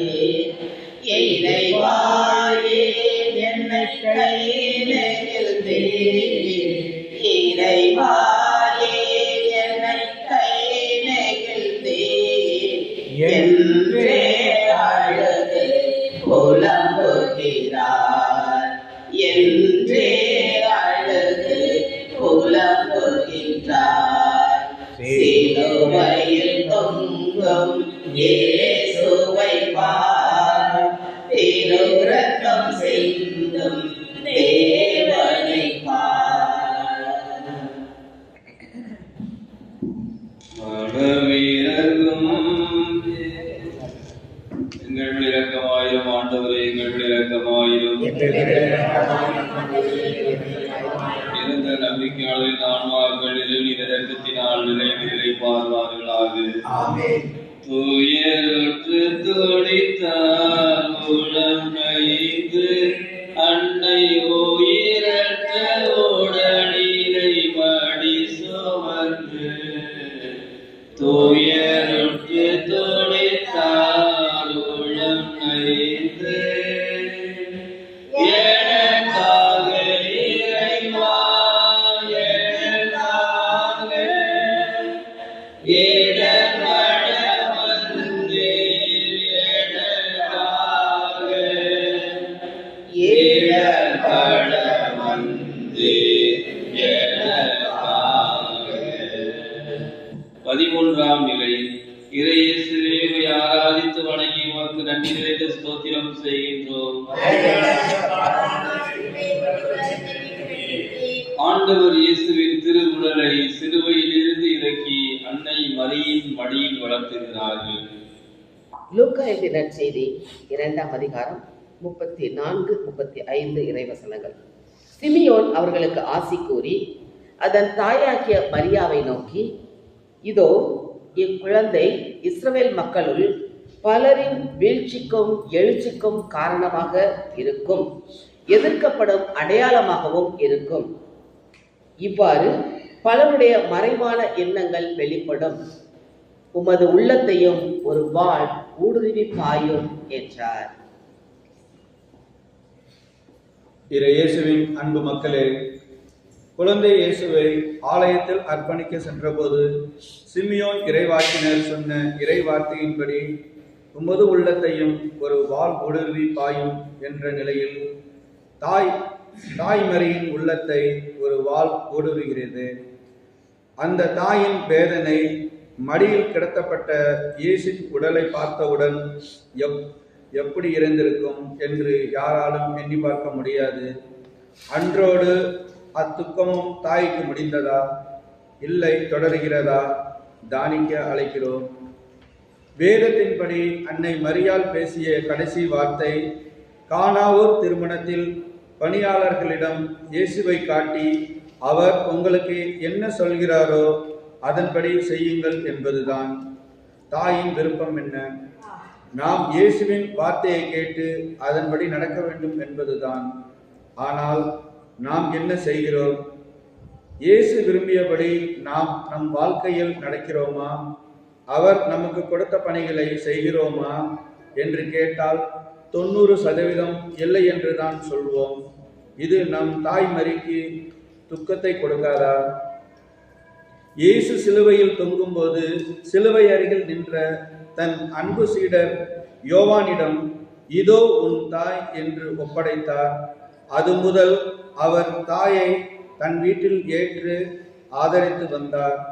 பிதா கொடுத்த கட்டளைகளில் மிக முக்கியமானது உன் தகப்பனையும் தாயை மதித்து நட என்ற கட்டளையை கடைபிடித்து தன் தாயை சீடரிடம் ஒப்படைத்தார். இன்று நாம் அனைவரும் இயேசுவின் அன்பு சீடராக இருக்கிறோமா? நம் தாய் தகப்பனை பெரியவர்களை மதித்து நடக்கிறோமா? இது இல்லை என்றால் அன்னை மரியாவுக்கு துக்கத்தை தானே கொடுக்கிறோம். இயேசு உயிர்த்த பின் விண்ணகம் செல்லும் முன் கூடியிருந்தவர்களிடம் தூய ஆவியின் திருமுழுக்கு பெற ஜெருசலேமில் காத்திருங்கள் என்று கூறினார்.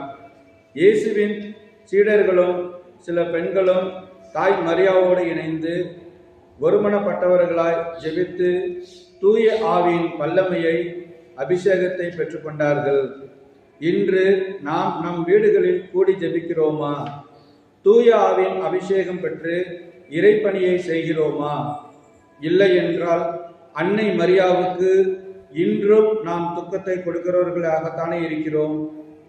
மனம் மாறி தாயின் வழி நடக்க இறைப்பணியை செய்ய நம்மை அர்ப்பணிப்போம். ஜெபம். அன்பு இயேசுவே, அன்னை மரியை எங்களுக்கு தாயாக ஏற்றுக்கொண்ட நாங்கள் அன்னையின் விருப்பத்தை செய்யவும் அவர்களைப் போல இறுதி வரை மீட்பின் திட்டத்தை நிறைவேற்றவும் உமது இறைப்பணியை செய்யவும் எங்களை உம்மிடம் அர்ப்பணிக்கின்றோம். ஏற்று எங்களை வழிநடத்தும். ஆமென்.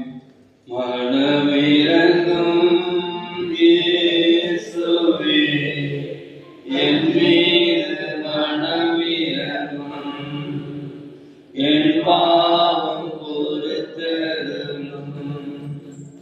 எங்கள் மேல் இரக்கமாயிரும் ஆண்டவரே, எங்கள் மேல் இரக்கமாயிரும். இறந்த நம்பிக்கையாளர்களின் ஆன்மாக்கள் இறைவனின் இரக்கத்தினால் நிலை அமைதலை பார்வார்களாக. ஒடுங்கிய உவதுடன் போதியப்பட்டு நீரடங்கிய கல்லறை உமதன்ற. ஒடுங்கிய உவதுடன் போதியப்பட்டு எனக்காக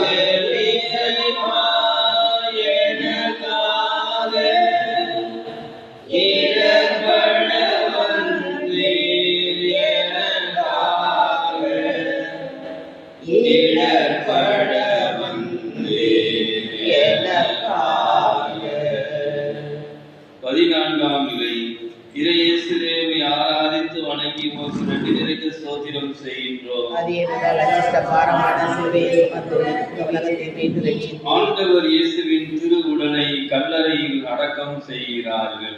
மத்தேயு எழுதின நற்செய்தியிலிருந்து வாசகம் 27ஆம் அதிகாரம் 57 முதல் 60 வரை உள்ள இறைவசனங்கள். மாலை வேலையானதும் அரிமத்தியா ஊரைச் சேர்ந்த யோசேப்பு என்ற பெயர் கொண்ட செல்வர் ஒருவர் அங்கே வந்தார். அவரும் இயேசுவுக்கு சீடராய் இருந்தார். அவர் பிலாத்திடம் போய் இயேசுவின் உடலை கேட்டார். பிலாத்தும் அதை கொடுத்துவிட கட்டளையிட்டார். யோசேப்பு அவ்வுடலை பெற்று தூய்மையான மெல்லிய துணியால் சுற்றி தமக்கென பாறையில் வெட்டியிருந்த புதிய கல்லறையில் கொண்டு போய் வைத்தார். அதன் வாயிலில் ஒரு பெருங்கல்லை உருட்டி வைத்துவிட்டு போனார். அப்பொழுது மகதலா மரியாவும் வேறொரு மரியாவும் அங்கே கல்லறைக்கு எதிரே உட்கார்ந்திருந்தனர்.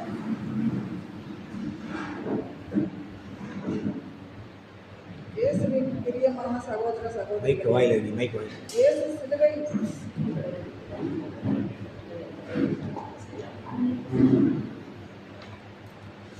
இயேசு சிலுவையில் மரித்து அடக்கம் பண்ணப்பட்டு 3ஆம் நாள் உயிரோடு எழுந்து வர வேண்டும் என்ற மறைபொருள் இந்த உலக தலைவர்களுக்கு தெரியவில்லை.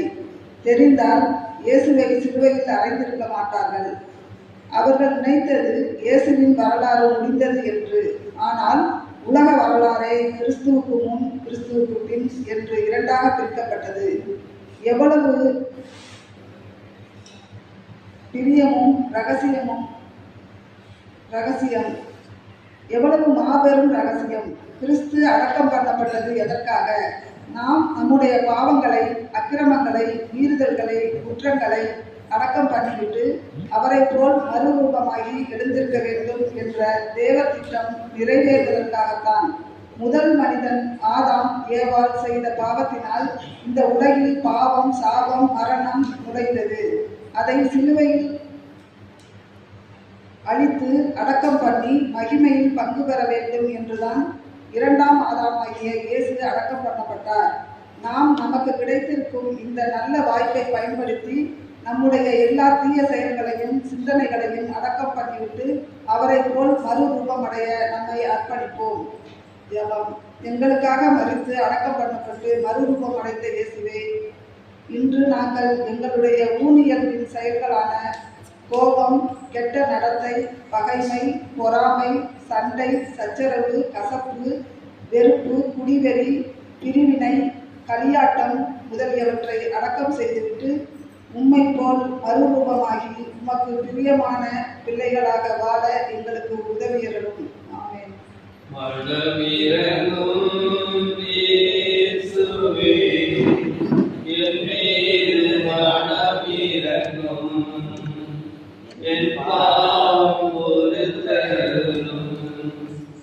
எங்கள் இரக்கமாயிரம் ஆண்டவரே, எங்கள் இரக்கமாயிரம்.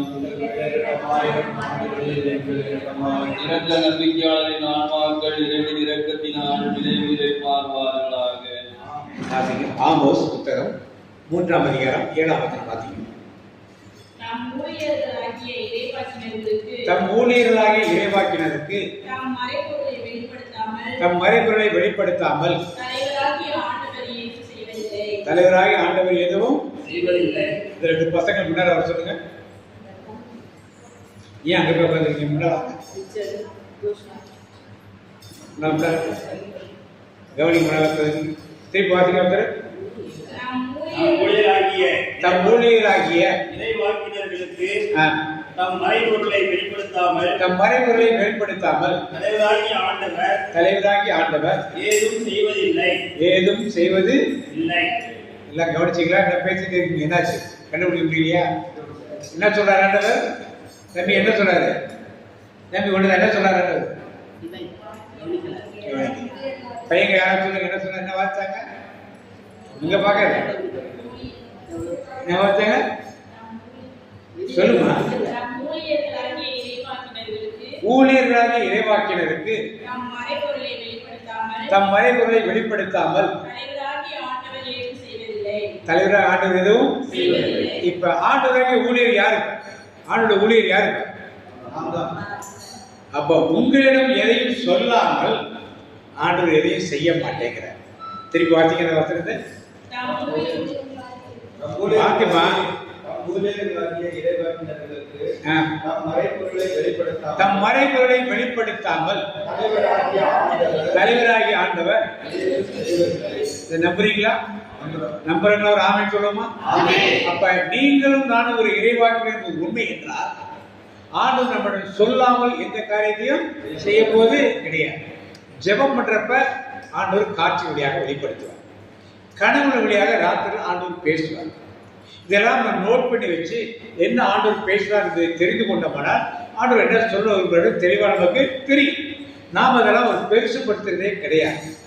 உடனே ஆண்டவர் இறைவாக்கினா யார் நினைக்கிறோம்? அங்கி போட்டவங்களையும் வேற்று உடை உடைத்தவரை நாம் பார்க்க முடியாது. குடும்பத்தினரை யாரும் பார்ப்பது கிடையாது. நமக்கெல்லாம் அந்த வேலை கிடையாது. இதுக்குன்னே கொஞ்சம் பேர் இருக்காங்க, அவங்க மட்டும் அதை செய்வாங்க. நாம் அதை பார்த்துக்கோ, நம்ம ஒதுக்கி நிற்கணும். வேதம் அப்படி சொல்லுது. நீங்கள் நான் ஆண்டவர் உடையிட்டால் உங்களுக்கு ஆண்டவர் கண்டிப்பாக என்ன பண்ணுவாரு? பேசுவோம். எதை சொல்லணுமோ அதை சொல்லாமல் செய்ய மாட்டோம். இப்போ முதல்ல ஒரு எக்ஸாம்பிள், விடுதலை பெறுவது 3ஆம் அதிகாரம் 7 வாசிங்க. சீக்கிரம் எடுங்க. விடுதலை பெறுவது 3ஆம் அதிகாரம் 7 10 வரைக்கும் வாசிங்க. அப்போது ஆண்டவர் கூறியது, எகிப்தில் என் மக்கள் படு துன்பத்தை என் கண்களால் கண்டேன். அடிமை வேலை வாங்கும் அதிகாரிகளை முன்னிட்டு. இப்ப ஆண்டவர் மோசேட்ட பேசுறாரு. என்ன பேசுறாரு? பெரிய வேலை வாசிங்க.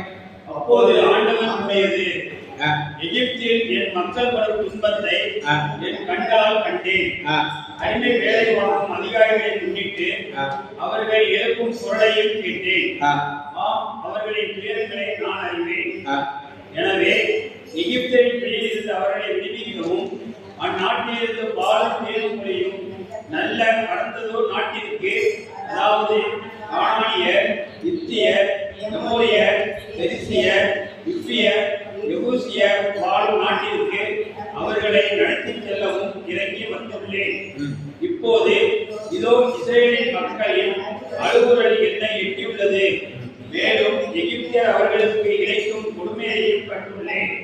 எனவே இப்போதே போ, இஸ்ரேலின் இனத்தாராகிய என் மக்களை எகிப்திலிருந்து நடத்தி செல்வதற்காக நான் உன்னை பார்வோனிடம் அனுப்புகிறேன். இப்ப ஆண்டவர் மோசேட்ட பேசுறீங்களா? மோசே எந்த ஊர்ல இருக்காரு? மீதியான்ல இருக்காரு. எகிப்துல இல்ல, மீதியான்ல. எங்க இருக்காரு? எங்க இருக்காரு? மீதியான்ல இருக்காரு. மக்கள் எங்க இருக்காங்க? எகிப்துல இருக்காரு.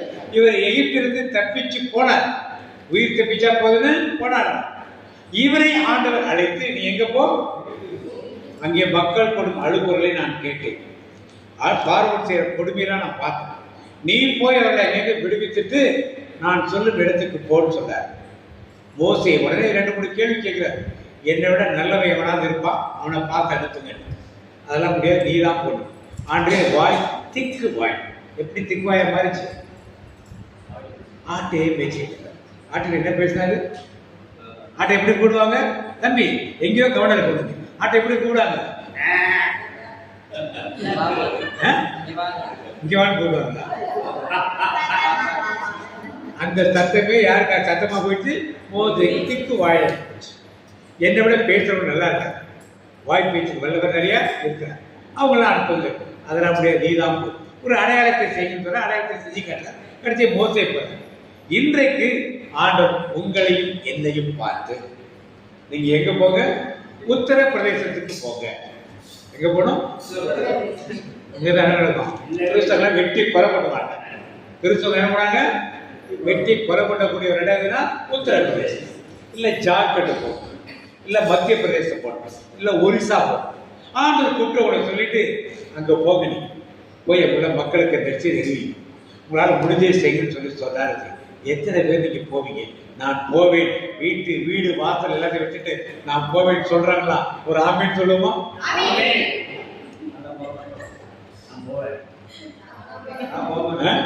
சரி, அவ்வளவு தூரம் வேண்டாம், அவ்வளவு தூரம் வேண்டாம். இந்த ஊர் என்ன ஊர்? பாப்பா நாட்டில் உள்ள தெருக்களிலே நான் போய் நச்சதை அளிப்பேன்னு சொல்றேன். இங்க வெளியூர்லாம் விட்டுது. பாப்பா நாட்டில் எல்லா வீடையும் நான் ஏறி இறங்கிடுவேன். என் தேவனுக்காக ஆண்டவர் அப்படி சொன்னார்னா எத்தனை பேர் பாப்பா நாட்டோட வீட்டுக்கு பாண்டியன் வரட்டு, அடைக்கிற சாமி வரட்டு, குலோமன சிஸ்டர் வரட்டு, நாங்கள் என்ன பண்ணுவோம்? பின்னாலேயே போவோம் சொல்லி அப்படிதான் சொல்லுவீங்க. ஆண்டவர் உங்கள்கிட்ட பேச யார் போகணும்? நீங்க தான் போகணும். நீங்க தான் போகணும். யாரை முன்குறித்தாரோ அவரை தான் அந்த அழைத்திருக்கிறார். எல்லாரையும் கிடையாது, அவரை தான் போகணும். இப்ப உங்களுக்கு பாப்பாருக்கு எது நடக்குது? பிரேயர் நடக்குது. உங்களுக்கு குறித்து ஆண்டவர் திட்டத்தை வைத்திருக்கிறார். அந்த திட்டம் என்னது? எல்லோருக்கும் நற்செய்தி அறிவிக்கப்படும். அதனால உலக ஆண்டோட வருகை சமீபத்தில் இருக்கும்போது போய் சொல்லணும். போய் என்ன பண்ணணும்?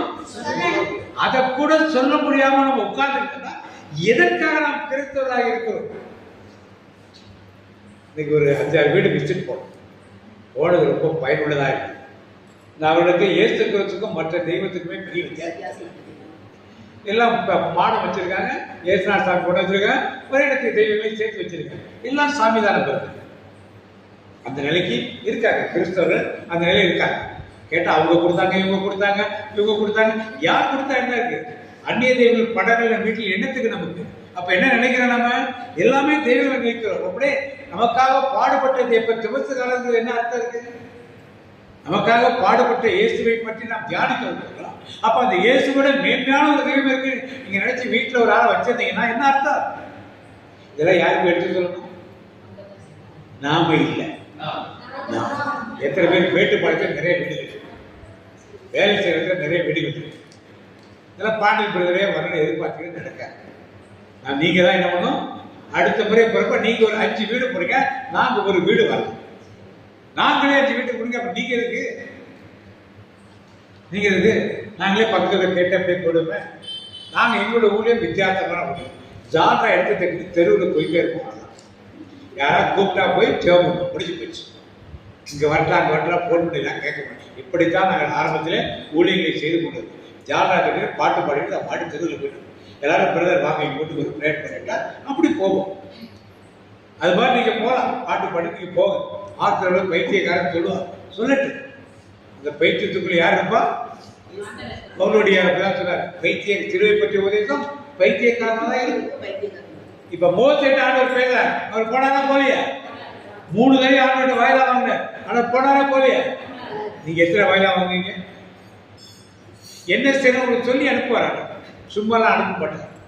அடுத்து பார்த்தீங்க தொடக்கநூல் ஆதியாகமம் 18ஆம் அதிகாரம். சீக்கிரம் எடுக்க மடப்படுங்க. 18ஆம் அதிகாரம் 17, 18 பார்த்தீங்க. நான் செய்யவிருப்பதை ஆபிரகாமுக்கு நான் மறைப்பேனோ என்று சொல்லி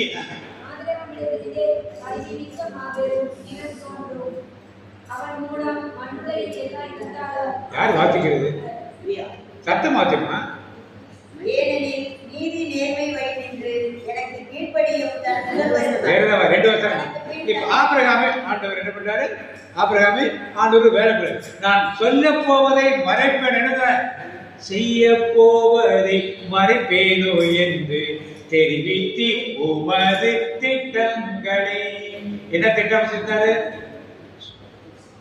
சோதோம் குமரவை அழிக்க போற ஒரு திட்டம். அந்த திட்டத்தை யார்கிட்ட சொல்றாரு ஆண்டவர்? ஆபிரகாம்கிட்ட. எல்லாம் அங்கே பார்த்துட்டு இந்த பையனை யார்கிட்ட சொல்றாரு ஆண்டவர்? அப்ப செய்ய போதை சோதோம் குமரை அழிக்க போறது யார்கிட்ட சொல்றாரு? ஆபிரகாம்கிட்ட ஆண்டவர் சொல்றாரு. அதே போல உலகம் முடிய போகுது இப்ப யார்கிட்ட சொல்லியிருக்காரு? உங்ககிட்ட சொல்லியிருக்காரு. உங்கள்கிட்ட சொல்லியிருக்காரா இல்லையா? சொல்லியாச்சா இல்லையா? சொல்லி 4 மாதமா சொல்லிட்டு நீங்க எத்தனை பேர் சொல்லிருக்கீங்க? உங்கள்கிட்ட சொல்லியிருக்காரா இல்லையா? ஆண்டோட வருகை பற்றி சொல்லியிருக்காரா இல்லையா? நீங்க எத்தனை பேர் சொல்லிருக்கீங்க? இப்ப நீங்க எத்தனை பேர் சொல்லிருக்கீங்க?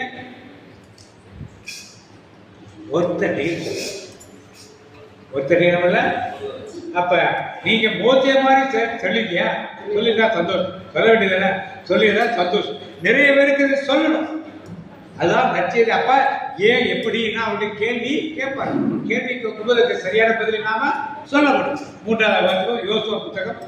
யோசுவா புத்தகம் 1ஆம் அதிகாரம் 3 வாசிங்க. மோசேக்கு நான் கூறியவாறு உன்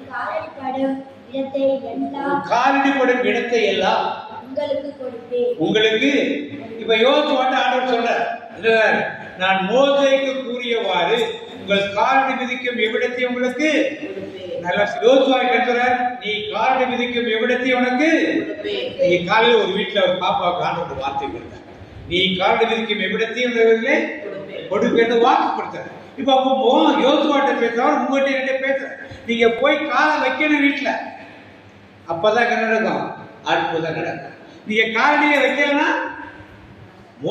யோசுவாட்ட ஆண்டவர் சொல்றார், நீ போய் காலை வை, வச்சா அந்த இடத்த உனக்கு என்ன பண்ணுவேன்? நாம் என்ன பண்ணோம்? அந்த இடத்த கொடுத்தா நான் என்ன வைப்பேன்? அது நடக்கிறது. ஆண்டவர் நீ காலடி வைக்கும் இடத்தை உனக்கு கொடுங்க. நாம் என்ன சொல்றோம்? அந்த இடத்தை எனக்கு கொடுங்க, அப்புறமா நான் என்ன பண்றேன்? காலை அது நடக்க. நீங்க என்ன செய்ய போறீங்க? இப்ப காலடி வைக்க போறீங்களா? கொடுத்தவரை காலடி வைப்பீங்களா? காலடி எத்தனை வீடு காலடி வைக்க போறீங்க? இப்ப எத்தனை வீடு காலடி வைக்க போறீங்க? இல்லைன்னா பாப்பா நாட்டுக்கு பிரேயர் போறது அர்த்தம் இல்லாத போயிட்டு எங்களுக்குன்னா நேரம் பொழுது போகாதாலே வந்துட்டு போற மாதிரி. நீங்கள் எல்லாம் ஒரு இறைவாக்கினராக மாறும், நீங்களாம் ஒரு தீர்க்க தெரிச்சியாக மாறும், ஒரு ஊழியக்காரனும் மாறும். சிம்பிளா நீங்க போய் அவங்ககிட்ட போய் உடம்பு சரியில்லா ஒருத்தருக்கு போய் வெளியிட்டு போய் ஜெபம் என்ன கஷ்டம் உங்களுக்கு? மன கஷ்டத்துல நீங்க போய் உட்காந்து பைபிள் வார்த்தை சொல்லி ஒரு ஆறுதல் சொல்றது என்ன கஷ்டம் இருக்கு உங்களுக்கு? ஏன் இதெல்லாம் செய்ய முடியாது? அடுத்ததாக 1 சாமுவேல் 3ஆம் அதிகாரம் 10 வார்த்தைங்க. சாமுவேல் சாமுவேல் என்று போல் அழைத்தார். அதற்கு சாமுவேல் பேசும் அடியார் கேட்கிறேன் என்று மறுமொழி கூறினார்.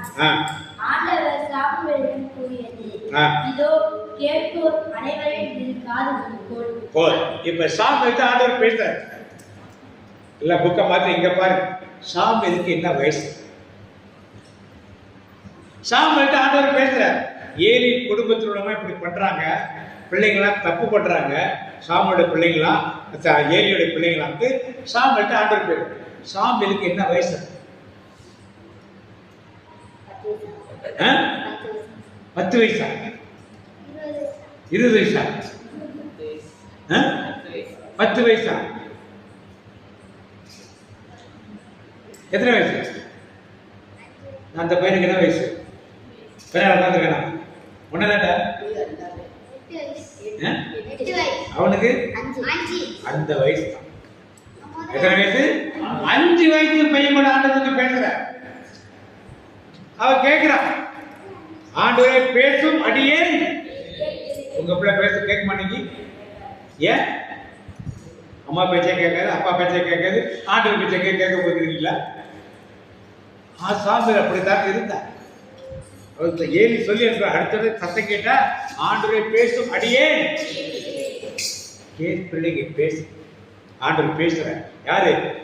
ஏலியின் குடும்பத்தில். ஏலி அவர் குரு, அவர் குடும்பத்தையும் பிள்ளைகள் அக்கிரமத்தை பற்றி 5 வருஷ பையன் ஆண்டவர் பேசுறார். அப்ப அது மாதிரிதான் தேவன் யாரும் இல்லை. நீங்கள் மனதை திறந்து கொடுத்தால், உங்கள் உயிரை திறந்து கொடுத்தால், இதயத்தை திறந்து கொடுத்தால் அவர் என்ன பண்ணுவாரு? பேசுவார். இல்லைன்னா நீங்க என்ன வளர்ச்சி அடைந்தாலும், எந்த நிலையில் நீங்க பெரிய உங்க ஊர்ல ஊர் தலைவராக இருக்கலாம், உங்க பங்குல பேரவை தலைவராக இருக்கலாம், உங்க பங்கு மன்ற தலைவராக இருக்கலாம், வெண்சட்டிப்பால் தலைவராக இருக்கலாம், அன்பிய பொறுப்பாளராக இருக்கலாம், ஒருங்கிணைப்பாளராக இருக்கலாம், டைசஸ் லெவலில் இருக்கலாம், பெரிய விஜியா இருக்கலாம், அல்ல விஎப்பா இருக்கலாம், பங்கு தந்தையா இருக்கலாம், டைரக்டர், பிரின்சிபல், இன்னும் என்னென்ன எல்லாமே இருக்கலாம். ஆனால் தேவ சத்தத்துக்கு நீங்க செவி கொடுக்கவில்லை என்றால் எதுவும் லாபமே. நல்லா தெரிஞ்சு, நீங்க கிறிஸ்தவராக இருந்தாலும் சரி, இல்லாட்டாலும் சரி, ஆண்டவர் சத்தத்துக்கு செவி கொடுத்தால்தான் கிறிஸ்தவன். நாம் அதுக்கு செவி கொடுக்கல. மோசே செவி கொடுத்தார், ஆபிரகாம் செவி கொடுத்தார், யோசுவா செவி கொடுத்தார், சாமுவேல் செவி கொடுத்தார். நீங்க சவுல் செவி கொடுத்தார். வார்த்தைங்க அதே 1 சாமுவேல் 9:17 வார்த்தைங்க. சீக்கிரம் எடுங்க. சவுலை கண்டதும் ஆண்டவர் அவரிடம், இதோ நான் உனக்கு சொன்ன மனிதன் இவனோ, மக்கள் மீது ஆட்சி புரியவன் என்றார். சவுல் வாயிலின் நடுவே சாமுவேல் நெருங்கி, திருக்காட்சியாளரின் வீடு எங்கே? புரியல, நல்லா படிங்க. திருக்காட்சியாளரின்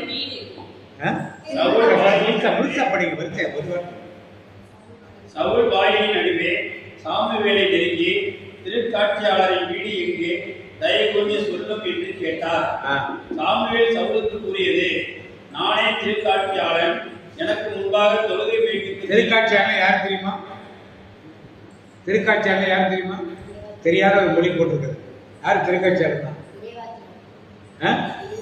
இறைவாக பையன் நல்லா கரெக்டாக நல்லா கேட்டு நமக்கெல்லாம் புரியாத ஒரு தமிழ் வழக்கத்தில் இல்லாத ஒரு வார்த்தையை உள்ள போடுறாங்க.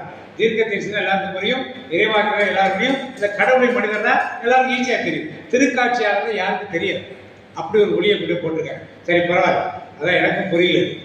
திருக்காட்சியை திறந்து வாசி. திருக்காட்சியாளர், எனக்கு முன்பாக தொழுகை வேண்டிக்கு செல், நீ என்னோடு உண்ண வேண்டும், உன் உள்ளத்தில் இருப்பது அனைத்தையும் நாளை காலையில் நான் உனக்கு எடுத்துரைத்து உன்னை அனுப்பிவிடுகிறேன். போல் இப்ப சவுல் கழுதையை தேட போறார். இப்ப யாரு சாமுவேல் தீர்க்கதரிசிக்கார். அவரை பார்ப்போம், அவங்க போறாங்க.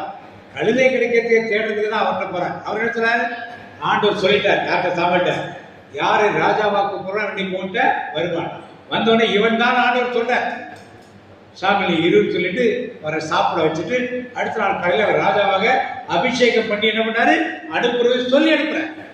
நீ போறப்ப யாராட்ட எப்படி பேசுற நான் உனக்கு சொல்லுவேன். அவங்க சித்தப்பா வந்து கேட்கிறார், எங்கடா போன நாள் கழுதையை தேடி போறேன், எல்லாத்தையும் சொல்லலாம். ஆனால் என்னை ராஜாவாக அபிஷேகம் பண்ணியிருக்காரு என்னோட சொல்லு. ஏன்?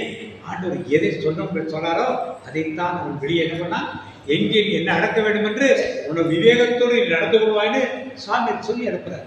அதன்படி எங்க நடக்கிற எல்லாம் கேட்கிறாங்க.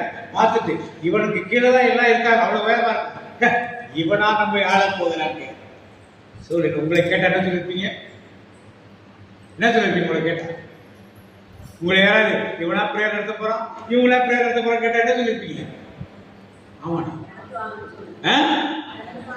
சவுல் அப்படி இல்லை, காது கேடாதவன் போல் இருந்தான். அவன் சொல்றது காதுல கேட்கவே இல்லை, காது கேடாதவன் என்ன பண்ணா இப்படியா விவேகமாக யாருடைய சத்தத்துக்கு செவிப்படுத்தார். இன்னைக்கு நீங்களும் நானும் ஆண்டவர் சத்தத்துக்கு செவி கொடுப்பதாக இருந்தால் கண்டிப்பாக இப்படிலாம் முடித்து கடைசியாக சொல்ல முடிச்சிடும். 1 சாமுவேல் 16:12 வாசிக்க. 1 சாமுவேல் 16:12. ஆளனுப்பி அவனை அழைத்து வந்தார். அவன் சிவந்த மூடியும் ஒளிரும் கண்களும் கொண்டு அழகிய தோற்றமுடன் இருந்தான். ஆண்டவர் சாமுவேலிடம், தேர்ந்து கொள்ளப்பட்டவன் எழுந்து இவனை திருப்பலிவு செய் என்றார். ஈசா யார் வீட்டுக்கு போற? சாமுவேல் ஈசா வீட்டுக்கு போற. போனா மூத்த பையன் மிலிட்டரியில வேலை செய்யறான். அவனை வர சொல்றாங்க. சாமுவேல் நினைக்கிற இவன் தான் திடகத்திரமா ஆள் இருக்கும், நல்ல வாட்டர் சட்டமா இருக்கும், மிலிட்டரியில வேலை இருக்கான், இவனை தான் ஆண்டவர் செவிப்படுவாரு இல்லைங்கிறாங்க. அடுத்த மிலிட்டரி இருக்கான், அவனு வரான். இப்படியே 4 பேர் மிலிட்டரி இருக்கிறதா வந்துட்டு போயிட்டாங்க. இன்னும் மீதி வீட்டு வேலை செய்யறவங்க அங்கே போறவங்க எல்லாம் ஒரு 3 பேர் வராங்க. யாரையும் ஆண்டவர் இல்லைன்னு சொல்லி சாமுவேல் கேட்கிறாரு, உனக்கு பிள்ளைகள் இவ்வளவுதானான்னு கேட்கிறாரு. இன்னொருத்தர் இருக்கான், ஒண்ணுக்கு உதவாத பையன், என்ன பண்ணிட்டு இருக்கான்? ஆடு மேய்ச்சி. அவன் வர்ற வரைக்கும் நான் சாப்பிட மாட்டேன்னு உட்காந்துட்டாரு. போய் எங்க ஆடு மேய்க்கிட்டானோ அவனை தேடி பிடிச்சி அழைச்சிட்டு கூட்டு வந்தாங்க. வரும்போதே ஆண்டவர், இவன் தான் சிவந்த மீனியும் ஒளிரும் கண்களை உடையமாக அழிய தோற்றம் இவன் தான் சொல்லி ஆண்டவர். சின்ன பையன் 12-13 வயசு சின்ன பையன் ஆடு மேய்ச்சி. அவனை ஆண்டவர் அழைத்து வர சொல்லி அவனை சாமுவேல் அபிஷேகம் பண்ணிக்கிறார். யார் அபிஷேகம் பண்ணுகிறார்? யாராக அபிஷேகம் பண்ணுகிறார்? யாராக? சத்தமா சொல்லு. ராஜாவாக. யார் அபிஷேகம் பண்ணாரு? இந்த வீட்டிலே கிடக்குட்டி 13 வயசு சின்ன பையன், மீச கூட முளைக்கிறார். அவனை யார் அபிஷேகம் பண்ணினார்? சாமுவேல் பெரிய தீர்க்கதரிசி ராஜாவாக. ஏற்ற ஒரு ராஜா இருக்காரு, யாரு? சவுல். அவர் இருக்கும் பொழுதே ஒருத்தர் யார் அபிஷேகம் பண்ணாரு? தாவீது ராஜாவாக அபிஷேகம் பண்ணார். அப்ப இது வரைக்கும் அதுக்கப்புறம் 17 வருஷம் கழிச்சு தான் யாரு தாவீது ராஜாவாக ஆகி, அது வரைக்கும் ராஜாவாக ஆகல. இதுக்கு மேல நடந்ததெல்லாம் உங்களுக்கு தெரியும்.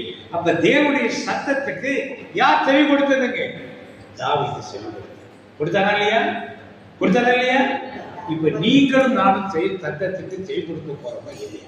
ஏன்னா உங்கள் வழியாகவும் என் வழியாகத்தான் ஆண்டவர் மற்றவர்களுக்கு வேண்டிய செய்தி என்ன பண்ணுவார்? எடுத்துரைப்பார். அது சின்ன செய்தியோ பெரிய செய்தியோ அதை பத்தி கவலைப்படாது. அது சின்ன செய்தியாக இருந்தாலும் சரி, பெரிய செய்தியாக சரி, இன்னைக்கு நடந்தாலும் சரி, தாவீதுக்கு போல 17 வருஷம் கழிச்சு நடந்தாலும் சரி, அதை பத்தி பிரச்சனை கிடையாது. ஆனால் அது நடப்பதற்கு நாம் இடம் கொடுக்க வேண்டும். பிரைஸ்தலா சத்தத்தை காணும். ரெடியா இருக்கவங்க ஒரு ஆமீன் சொல்லணும். சொல்ல மாட்டேன். ஏன் ரெடியா இல்லை? என்னமா புரியுது? சொன்னீங்க. அப்ப எல்லாரும் சாட்சி சொல்றவருக்கு என்ன சொல்ல வந்தது? நான் இத்தனை வீட்டுக்கு போனேன், இத்தனை நோயாளிக்கு செய்ய பண்ணேன், அது சுகமாக ஆகலை, அதெல்லாம் அவர் பாடு. ஜெபிக்க வேண்டியது நம்முடைய பாடு. சுகம் கொடுக்கணும் நீங்க இல்லை. யாரு போய் பிரேயருக்கு வாங்க, வீட்டுக்கு போய் கூப்பிட வேண்டியது உங்க வேலை. போன்ல கூப்பிடுறது இல்லை. கால் மிதிக்கும் தேசமெல்லாம் கர்த்தருக்கு ஒரு ரவுண்டு, ஒரு 4 நாளுக்குள்ள ரவுண்ட் அடிச்சு எல்லாம் வாங்க வாங்கன்னு வீட்டில் கல்யாண பத்திரிக்கை, நிச்சயார்த்த பத்திரிக்கை போய் கொடுக்க மாட்டீங்க. அந்த மாதிரி ஒரு அழைப்பை கொடுங்க. அப்பதான் அதான் ஆண்டுடைய ஊழியம் இருக்கு. போன்ல பண்ணி சொல்றதெல்லாம் ரிமைண்ட் பண்றது, வீட்டில் சொல்லிட்டு வந்துட்டு ஞாபகப்படுத்துறது போன் பண்ணிக்க வைத்ததா. இப்படியாக ஒரு ஊழியத்தை நீங்க செய்யணும். செஞ்சா நாங்கள் இங்கே வருவதில் ஒரு அர்த்தம் இல்லை. இல்லைன்னா அர்த்தமில்லாத ஊழியமாக நாங்கள் வேற இடத்தை பார்க்கணும். எவ்வளோ அர்த்தமுள்ள ஒரு இடம் இருந்ததுன்னா அது மாதிரி ஒரு இடத்த நாங்கள் தேடி பார்க்க நிறைய இடங்கள் வருது. ஏதாவது ஒரு இடத்த நாங்கள் தேடி தான் போக வேண்டியிருக்கோம். ஆனால் நீங்கள் கண்டிப்பாக ஊழியத்தை செய்யாமல் இப்படியே உட்கார்ந்து இருந்தால் பலன் கிடையாது. எங்களுடைய ஊழியம் ஊழியக்காரர் உருவாக்குவோம். இப்படி மெசேஜ் கொடுத்து போறதான் கிடையாது. ஊழியக்காரர் நீங்களும் அந்த ஊழியர்கள் எடுத்துக்கிறோம்னா பாட்டு பாடுறீங்க, ஜெபம் எடுத்தீங்க, நல்லது. இது பத்தாது. இதுக்கு மேல நிறைய மக்களை போய் மோட்டிவேட் பண்ணி அழைத்து கொண்டு, அதை தவிர வாரத்துக்கு ஒரு கூடி ஜெபம் பண்ணுறீங்களா? பண்ணீங்கன்னா ஓகே, சந்தோஷம். மாதிரி வர மற்ற மக்களை கூட்டு வந்து நீங்க ஜெபம் பண்ணுங்க. ஆண்டவர் கிரியை செய்வார். முதல்ல என்ன வார்த்தை ஆமாதுல நம்முடைய தீர்க்கதரிசிக்கு சொல்லாமல் எந்த ஒரு காரியத்தையும் ஆண்டவர் பண்ண மாட்டாரு. ஆனால் உங்களுக்கு சொல்லாம ஆண்டவர்கள் செய்ய கண்டிப்பா சொல்வார். அதை அப்படியே இருந்து செய்வோம், எழுதி நிற்போம். ஆண்டு நம்மளை அழைச்சிருக்கிறா, எதற்காக அழைத்தாரோ அதை நாம் பிடித்துக் கொள்ள ஆசையாய் ஓடணும்.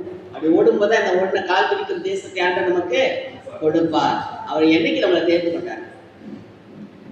என்னைக்கு தேர்ந்து கொண்டார் தேதி தெரியுமா? கருவிலிருந்து தாங்கி வந்து கிருபையினாலே இந்நாள் வரை தாங்குகிறேன் இரக்கத்தினாலே. கருவிலிருந்து தாங்கி வந்து கிருபையினாலே இந்நாள் வரை தாங்குகிறேன் இரக்கத்தினாலே. தாங்கினே தப்புவித்தே சோமந்தே சுகம் தருவே என்னை தாங்கினே தப்புவித்தே சோமந்தே சுகம் தருவே. நம்ம நிறைய பேர் தெரியும். கருவில் இருந்தே தாங்கினார்னா கருவில் இருந்து எத்தனை குழந்தை கணக்கு பண்ண முடியுமா? இல்ல. அப்ப நம் தாயின் வயிற்று உருவாக்கணும்னு நம்ம தெரிந்து கொண்டு இப்ப தாவீத எப்ப சேர்ந்திருந்தாரு? 13 வயசுலயே. அவன் எப்ப ராஜாவானா? 30 வயசுல. எத்தனை வருஷம் காத்திருந்தாரு? 17 வருஷம். அப்ப இன்றைக்கு நாம் என்னைக்கு தேர்ந்தெடுக்கப்பட்டோம் நமக்கு தெரியாது. ஆனால் தேவன் உருவாக்கணும்னு தெரிந்து கொண்டு நமக்குன்னு ஒரு பணியை வைத்திருக்கிறார். அந்த பணியை செய்ய அப்படி அனுபவம் கொடுப்போமா? அது ஆமோஸ்ல வாசிப்போம் இல்லையா? தம் ஊழியர்களாகிய இறைவாக்கினருக்கு தம் மறைப்பொருளை வெளிப்படுத்தாமல் தலைவராகிய ஆண்டவர் எதுவும் செய்வது இல்லை. அப்ப நாம் அவருடைய ஊழியர்கள், அவருடைய மக்கள். அது ஒண்ணுதான். ஆனா எவ்வளவு விரும்புறாங்க நம்ம ஆண்டவர்? நாடெங்கும் சென்றிடுவோம், நற்செய்தி சொல்லிடுவோம், சபைகளை நிரப்பிடுவோம், சாட்சியாய் வாழ்ந்திடுவோம். நாடெங்கும் சென்றிடுவோம், நற்செய்தி சொல்லிடுவோம், சபைகளை நிரப்பிடுவோம், சாட்சியாய் வாழ்ந்திடுவோம். அப்ப எதற்காக அழைத்தாரோ அதை நாம் புரிந்து கொண்டார பணியை செய்ய நம்ம கையில ஒப்பு கொடுப்போமா? ஆண்டு கையில ஒப்பு கொடுப்போமா? அன்றே நான் எதற்காக அழைக்கப்பட்டோம்? அப்பா பிதாவே என்று கூப்பிட எங்களுக்கு உரிமை கொடுத்த தகப்பனே, தாயின் கருவில் உருவாக்கும் முன்னே உன்னை நான் தெரிந்து கொண்டேன் என்று சொன்னவரை இந்த நாளிலும் இந்த ஆலயத்தில் கூட்டி நாங்கள் ஒன்றுபடி ஜெபிக்கிற இந்த நேரத்தில் ஒரு பசுத்த வல்லமையாளர்களை நிரப்பு காண்டது. எதற்காக அழைத்தீரோ அதை நாங்கள் பிடித்துக்கொண்டு ஆசையாய் தொடர்ந்து ஓட வேண்டும். அப்பா, இது எங்கள் ஒவ்வொருவருக்கும் ஒரு இறைவாக்கினை வழியாக முன்குறித்து சொல்லி இருக்கிறேன். நாங்கள் அறியாமல் இருக்கலாம், அதை நாங்கள் அறிந்து கொண்டு செயல்பட மோசேயிடம் சொன்னாரே, எகிப்து பக்கத்திலிருந்து விடுவிக்க ஒன்று நான் அனுப்புகிறேன் என்று சொன்னார். யோசுவாவிடம் கால்களுக்கு எவ்வளவு உனக்கு கொடுப்பேன் என்று சொன்னார். இப்படியாக ஒவ்வொரு காரியங்கள். சாமுவேல் சிறுவன், அவனிடம் அந்த குருவானுடைய குடும்பத்தை பற்றி பேசினாரே, இன்னைக்கு நம்மளும் ஆண்டவர் பேசுவாரே. அவர் பேசுவது செவி கொடுப்போமா?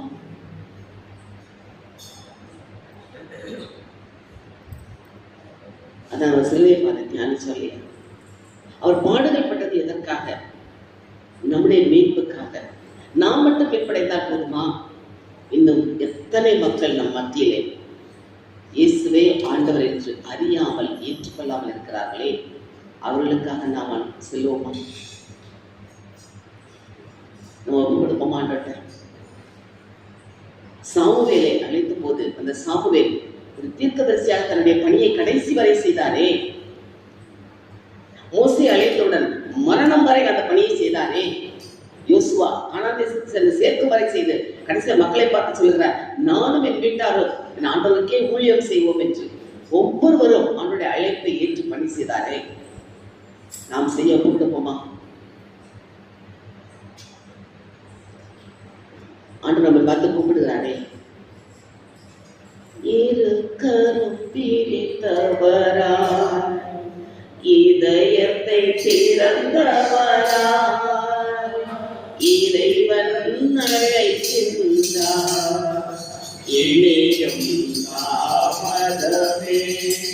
இருக்கிறது சொல்லி நமக்காக சொல்கிறார், நம்மை பார்த்து கூப்பிடுகிறார, வருவாயா என் மகனே, இதயத்திலே இடம் தருவாயா, வருவாயா என் மகளே, இதயத்திலே இடம் தருவாயா. நாம் இடம் கொடுக்க வேண்டும் என்று ஆண்டவர் எதிர்பார்த்து அழைத்திருக்கிறாரே. அவர் முன் குறித்ததால் தான் இந்த இடத்தில் நாம் இதை கொண்டு கொண்டிருக்கிறோம். ஆண்டு இயேசு சொன்ன வார்த்தை என்ன? அழைக்கப்பட்டவர்கள் அநேகர், ஆனால் தெரிந்து கொள்ளப்பட்டவர்கள் சிலர். நமக்காக எதற்காக நம்மை தெரிந்து கொண்டார்? அதை நாம் விருந்து பணியை செய்து கொடுப்போமா? அன்று எத்தனையோ பேர் அழைத்தார். 12 பேரை அப்போஸ்தலராக அழைத்த ஆண்டவர் அந்த 12 பேர் இந்த உலகத்தை கலக்கினதால இன்றைக்கு நாம் இருக்கிறோம். நம் நாட்டுக்கு வந்தவர் தோமா. இப்படியாக உலகமெங்கும் சென்று அவர்கள் லட்சியத்தை அறிவித்தார்களே, நாமும் செல்ல வேண்டுமே. நம்ம ஒப்பு கொடுப்போமா? அந்த அழைப்பு கொடுத்திருக்கிறார். அதற்காகத்தான் இன்னைக்கு நாம் ஒன்று கூடி இருக்கிறோம். நாம் தொடர்ந்து ஓட, நம் பணியை செய்ய, நம்ம ஆண்டு அழைத்திருக்கிற அந்த அழைப்பின் சத்தத்துக்கு கீழ்ப்படித்து செய்ய அப்படியே ஒப்பு கொடுப்போமா? எதற்காக அழைத்தாரோ அதை நாம் புரிந்து கொண்டு பணியை செய்ய ஓடுவோமா? ஓடுகிறேன் ஓடுகிறேன் இயேசுவுக்காய் ஓடுகிறேன் ஓடுகிறேன் ஓடுகிறேன் இயேசுவுக்காய் ஓடுகிறேன். எதற்காக நாம் ஒரு இயேசுவுக்காக ஓடும்போது அவர் எல்லாவற்றையும் பொறுத்துக் கொள்வார், பார்த்துக் கொள்வார். நமக்கு என்ன தேவை என்னன்னு அவருக்கு தெரியும். ஏனென்றால் அவர் நம்மை கண்ணோக்கி பார்க்கிறவர்.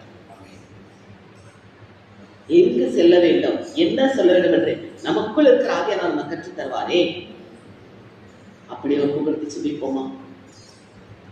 எங்கு செல்ல வேண்டும், என்ன சொல்ல வேண்டும், வழி நடத்தும் ஆவியானவரே. எங்கு செல்ல வேண்டும், என்ன சொல்ல வேண்டும், வழி நடத்தும் ஆவியானவரே. உம் விருப்பம் இல்லாத இடங்களை எல்லாம் நடத்திருக்கும் ஆவியானவரே.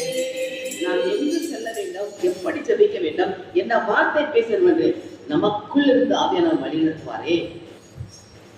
இயேசு சொன்னாங்கள, நான் உங்களை திக்கச் சொல்லாம விடமாட்டேன். தூய ஆவியானவர் துணையாளர் உங்களுக்கு வருவார், அவர் உங்களுக்கு கற்றுத்தந்து வழிநடத்துவார்கள். அந்த தூய ஆவியானவர் நமக்கு வழிகாட்டும்படியாக இந்த பணியை செய்ய அப்படி ஆண்டவர் கொடுப்போமா?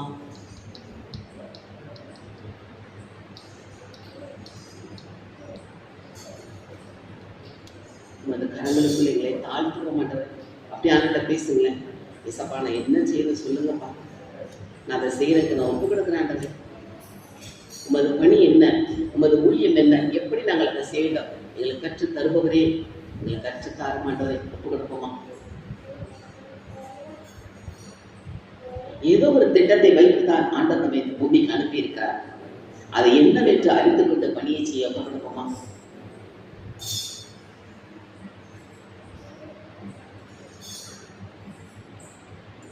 ஒவ்வொருவரை கொண்டு ஒரு திட்டம் வைத்திருக்கிறாரே, அதை அறிந்து கொண்டு செயல்பட அப்படியே ஆண்டவர் கொடுப்போமா?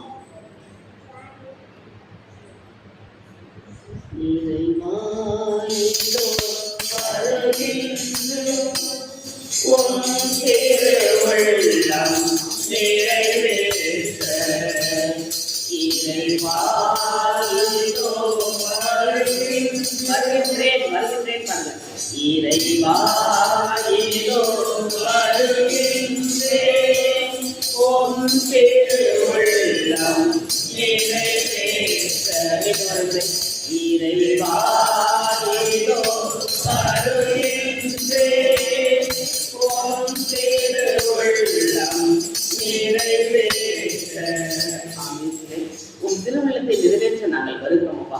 நாங்கள் ஒவ்வொருவரோட வாக்கு கொடுத்திருக்கிறோம். எங்கள் ஒவ்வொரு எடுத்து பயன்படுத்துங்கப்பா. எங்கு செல்ல வேண்டும், என்ன சொல்ல வேண்டும், எப்படி ஜெபிக்க வேண்டும் என்று கற்றுத்தருகிற ஆவியானவர் நீங்கள் கற்றுத்தருகிறார்கள். உமது மகிமையின் தேவ பிரசன்னத்தாளிகளை நிரப்பி நாங்கள் ஒவ்வொருவரும் ஒரு இறைமாற்றுகிறாங்க. நோயை விரட்டுபவர்களாக, பிசாசை துரத்துபவர்களாக, சுகம் தருபவர்களாக இன்னும் எழுப்பி தக்காதிக்க எங்கள் ஒவ்வொரு கரங்களுக்குள்ள கொடுக்கிறோமப்பா. இதை எடுத்து பயன்படுத்தும். இயேசுவின் நாமத்தில் ஜெபிக்கிறோம் நல்ல பிதாவே. நன்றி. மரியே வாழ்க. இங்கே எல்லா அனைவரையும் கொண்டு வந்து சேர்த்ததுக்காக உங்களுக்கு கோடான கோடி நன்றி செலுத்துகிறோம் ஐயா. இந்த இடத்தில் எவ்வளவு பேர் வந்தாலும் நல்ல சிறப்புடன் சென்று நற்செய்திகளை அறிவிக்கிறோம் என்று எங்களுக்கு காதில் விடுபடியாக நீரே அவர்களுக்கு சரிவர எல்லாவற்றையும் செய்து கொடுப்பீர் ஆண்டவரே. அதற்காக உங்களுக்கு நன்றி செலுத்துகிறோம் ஆண்டவரே. இவ்வளவு பேரை நீ கொண்டு வந்ததற்காக உங்களுக்கு கோடான கோடி நன்றி செலுத்துகிறேன் ஐயா. இன்னும் நிறைய பேரை கொண்டு வருவீர்கள் என்று உங்களுக்கு நன்றி செலுத்துகிறேன் ஐயா. ஆண்டவரே, எவ்வளவோ இடர்பாடுகளுக்கு இடையில் எல்லாரையும் கொண்டு வந்திருக்கிறேன். அதற்காக உங்களுக்கு நன்றி செலுத்துகிறோம் ஆண்டவரே. எவ்வளவு கஷ்டத்திலும், எவ்வளவு முடியாமையிலும், எவ்வளவோ நேரங்களிலும் நீங்கள் எங்களை ஆதரித்து எல்லாரையும் ஒன்று சேர்த்தமைக்காக நன்றி கூறுகிறோம். எங்கள் ஜெபங்கள் நல்ல பிதாவே. ஆமென். எல்லாருக்கும் தெரியுமா வருஷத்து வாக்கு திட்டம் சொல்லுங்க எல்லாரும்.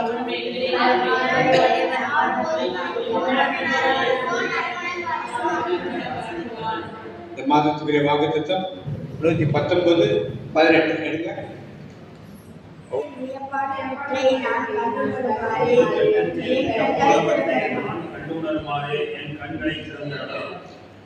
யாராவது ஒருத்தர் வார்த்தை எல்லாம் ரிப்பீட் பண்ண சொல்லுங்க.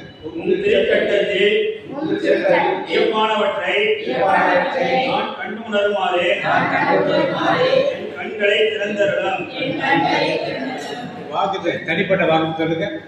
அவர்களுக்கு தெரிஞ்சு என் ஆத்துமாவே கர்த்தரை சோதரி,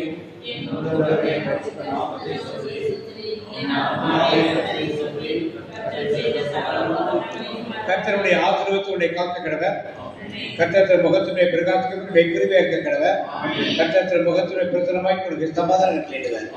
இயேசு ரத்தத்தில் மறைந்துள்ளே,